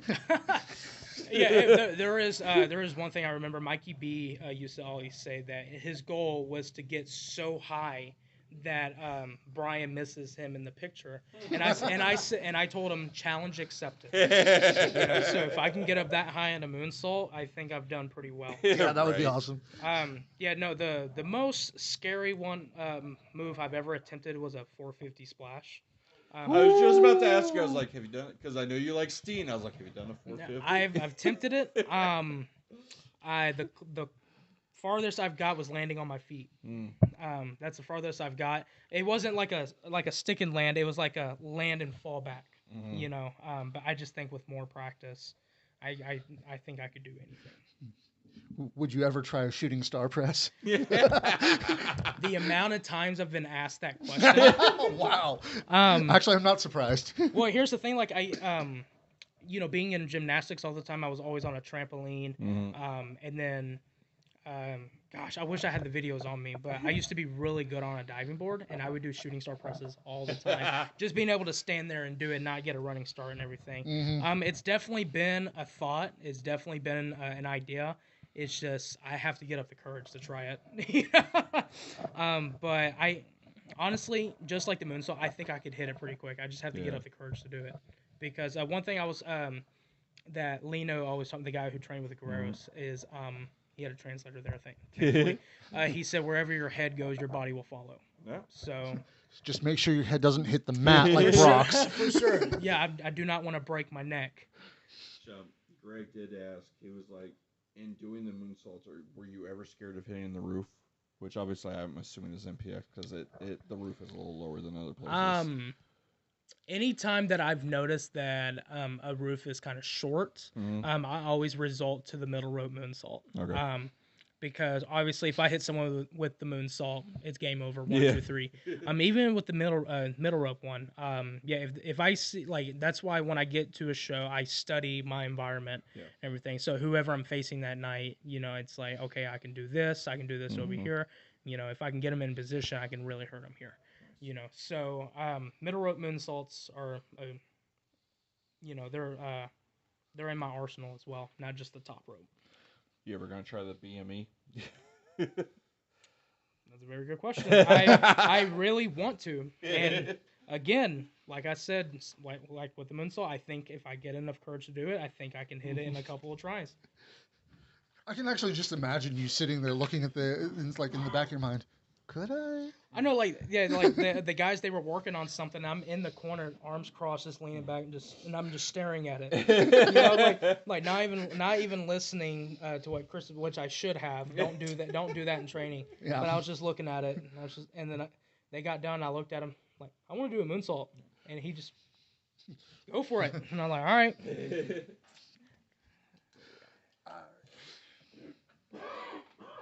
Nobody else? Really? No. Okay. Do you have our base questions up at all? Because those are some of my favorites. Why? Because we get funny answers to them. Like the forbidden question of worst match ever. Oh, Spider.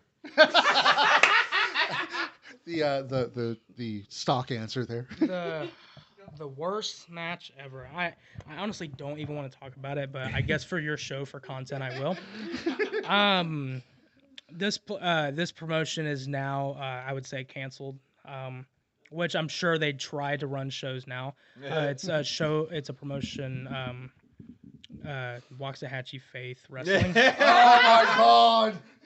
Were you there on that emphasis? Look at Dimitri is already commenting because he knows the story. He knows the story. Basically the whole show was a bad environment. Basically, like one of the guys in the match didn't show up for like the first 7 to 10 minutes of the match.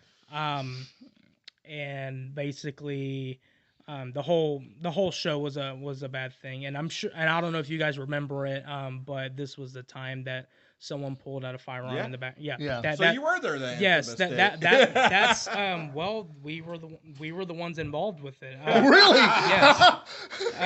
Yeah. Were you the one the gun I was was gonna pulled say, out, or? no, that's definitely Matt. I can see that. Yeah.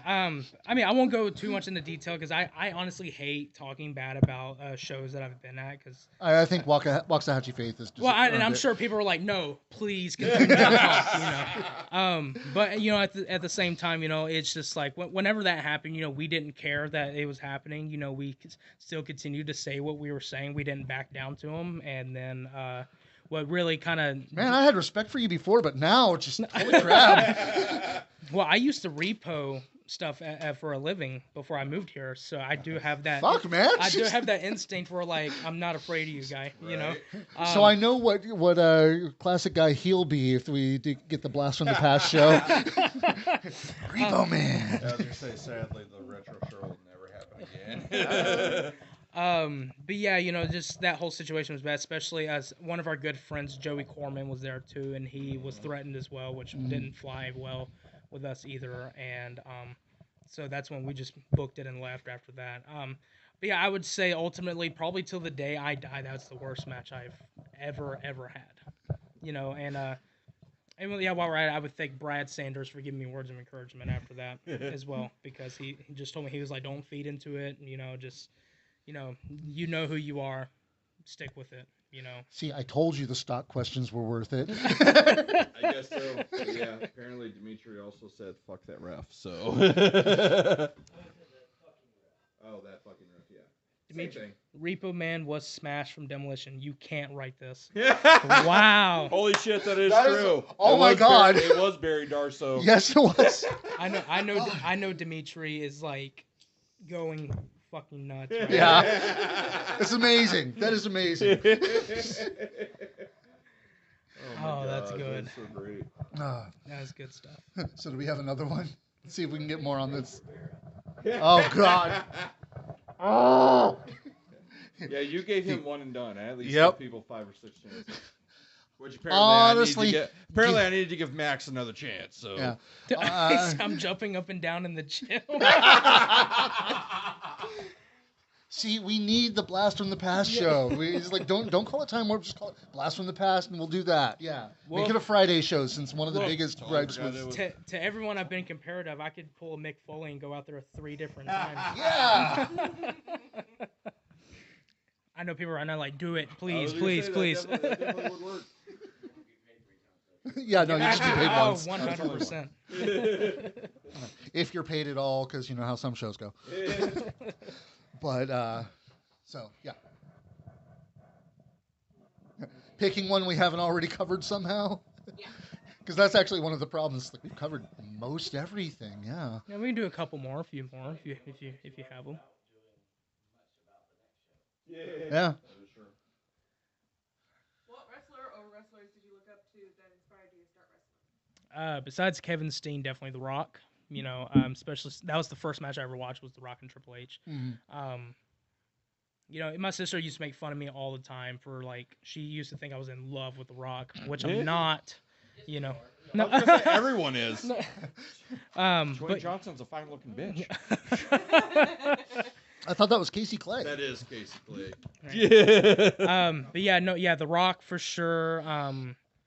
You know, always Stone Cold, always Triple H. You know, just those 3. Mhm. You know, but yeah, definitely my top 2 definitely be The Rock and Kevin Owens, Kevin Steen. for Honestly, sure. the moment you said Kevin Steen, I'm just like, yep, nope, I can see the influences and everything. It's like, Absolutely. suddenly your style makes a whole lot more sense Right. to me. And honestly, Yeah, if I ever get to meet Kevin Owens in person, I will print a contract. I like, hey, can I like with your permission use the cannonball like he Right. did with Stone Cold for the stunner? Yeah. I would definitely do that. Top 5 wrestling moves. yeah, I was going to say, let's get that one in. Top 5 wrestling moves.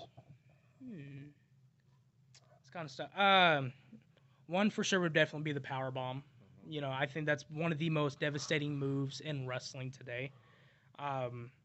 Especially, I I think anyone who had the most impressive powerbomb was Chris Jericho. I was just gonna ask you guys, like, who was your favorite one to do it? Well, obviously, I mean, Undertaker's last ride was always a favorite, but Jericho being like, he's like labeled one of the smaller guys, Yeah. but being able to powerbomb someone and pick them right back up and powerbomb them again, it was always just like, whoa, you know. I always liked those. One of my favorites was always Nash, just because Yes, the jackknife. and just throw. I'm like, holy shit. I think that's a powerbomb I would never want to take. It just it looks so painful. Yeah, I was like, I'd been told before that people don't like taking power bombs because they have very little control over it. Yeah. And it's like, I imagine the jackknife would be the Oh worst. yeah, the Yeah. jackknife has to be the worst. You'd be Ricky Bobby like, yep, flying through the air. This is not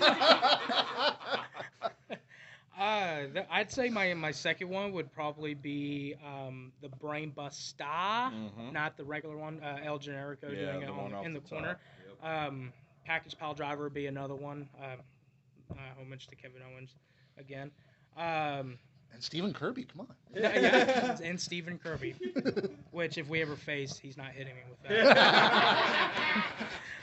He hit it on the Iron Belly, he could do it to you. I would obviously say the moonsault as well. There's been so many people who've been able to hit, make it look so good, especially Kurt Angle's. You know, That's one I always. best did compliment think I've ever of. had was getting mine compared to Kurt Angle's. Yeah. Nice. Just like, I'll take that. Yeah. Is that 3 or 4? I think that was That's 4. I 4. think that was 4. Yeah. I'd say favorite and probably the most devastating is the Tombstone Pile Driver. Yeah. You know, you just always knew as a kid that if Undertaker was hitting that, match was over. It's done. It's just one of those moves that you just like, you wanted to do it to your little brother, but your parents wouldn't. You know? For me, it was my little sister. Right. But she'd always do the 5-star frog splash on Right. me, so, you know. Yeah.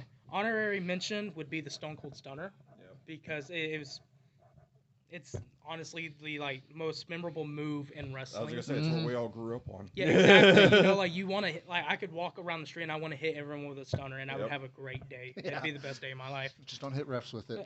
Then they get like this and date weird people. It's crazy. Right. You know what? I think we'll call it there before we get ourselves into too much more trouble. Thank you very much, Dylan, for joining us. There is? You can turn McCall's mic off. Yeah. Did you ever look up to Vader? Yeah, Van Vader. Yeah, and Chris said Dylan definitely gives off Vader vibes. Appreciate that. That's another guy's moonsault where like you just saw it and you were like, oh my god. Yeah. And the Vader bomb too. Vader, God rest his soul. I would say is definitely someone who is just so good at what they were doing. I know like one of the most one of the clips that I've watched of him where I just like freaked me out and always like it's just something I remember is when his eye got poked out. Oh yeah. But seeing him lariat people in Japan, Mm-hmm. oh my god! I think his Japan run was probably the best he ever had in his career. Yeah. Especially the fact that he's the one who brought down Inoki. Yeah. No, yeah, I definitely Vader is someone I would like if my future kid ever got into wrestling, Vader would be somebody I would show them to. Awesome. 100%. Top 5 dream opponents. Okay, this is the last question. Yeah, This is the last question. I know, yeah, 'cause I got to go to sleep. Top 5 dream opponents. Obviously, Kevin Steen, Kevin Owens is one. Someone I think I would always have the best match with. My best match with would be Samoa Joe. Another one. Let's see. Top 5 dream opponents. Just to be able to toss him around, Rey Mysterio. Number 4, I would definitely have to say El Generico, Sami Zayn. Just being able to have that brawl that him and Kevin always have. Yeah. Just being able to have that chemistry with him would be awesome. And then last but not least, just to have him make a comeback, I would probably retire if I got to face The Rock. Yeah. You know, just give me the rock bottom, man. Let's just take it. I'll look up at the lights that night, and you know what? I'll be happy. Yeah. But yeah, thank you very much for joining us, Dylan. That Thank was you guys for having me. It was actually had a really, blast. yeah, it was great to have you on here. Thank you very much for joining us, ladies and gentlemen. Hope this you was guys enjoyed too. yeah, I really do hope you enjoyed this one. And honestly, don't forget tomorrow night we are going to have 8 o'clock at 8. Things to do. So Okay. Tomorrow night, 8 o'clock, we're going to have Dmitry Alexandrov, former MPX champion, previous Rumble winner, joining us in studio. So, former two-time champion. Yes, thank you for correcting me on that. Added champion. Yeah, he just needs to go win the prospect champion, which he'd have to face Tommy for that now. I was gonna say he didn't win tag titles, but Okay, I forgot about barely. dear MPX management. XV can't fight each other. Oh wait, they fight each other all the time. It doesn't matter. Especially if it's Dimitri and Tommy, they've got the history there, But yeah, make sure you have your tickets for this Saturday because again, it's going to be standing room only. I've seen them have to turn people away before. Don't let that be you. So get your tickets now. Yeah. Get your tickets now before it's too late. Yeah. And it's too late. Yeah, we're gonna see on Facebook as soon as we're done here. But yeah, thank you very much for watching, and we will see you tomorrow night. See y'all Saturday. Mark out. Yeah. Well, yeah, tomorrow too, but they won't see me.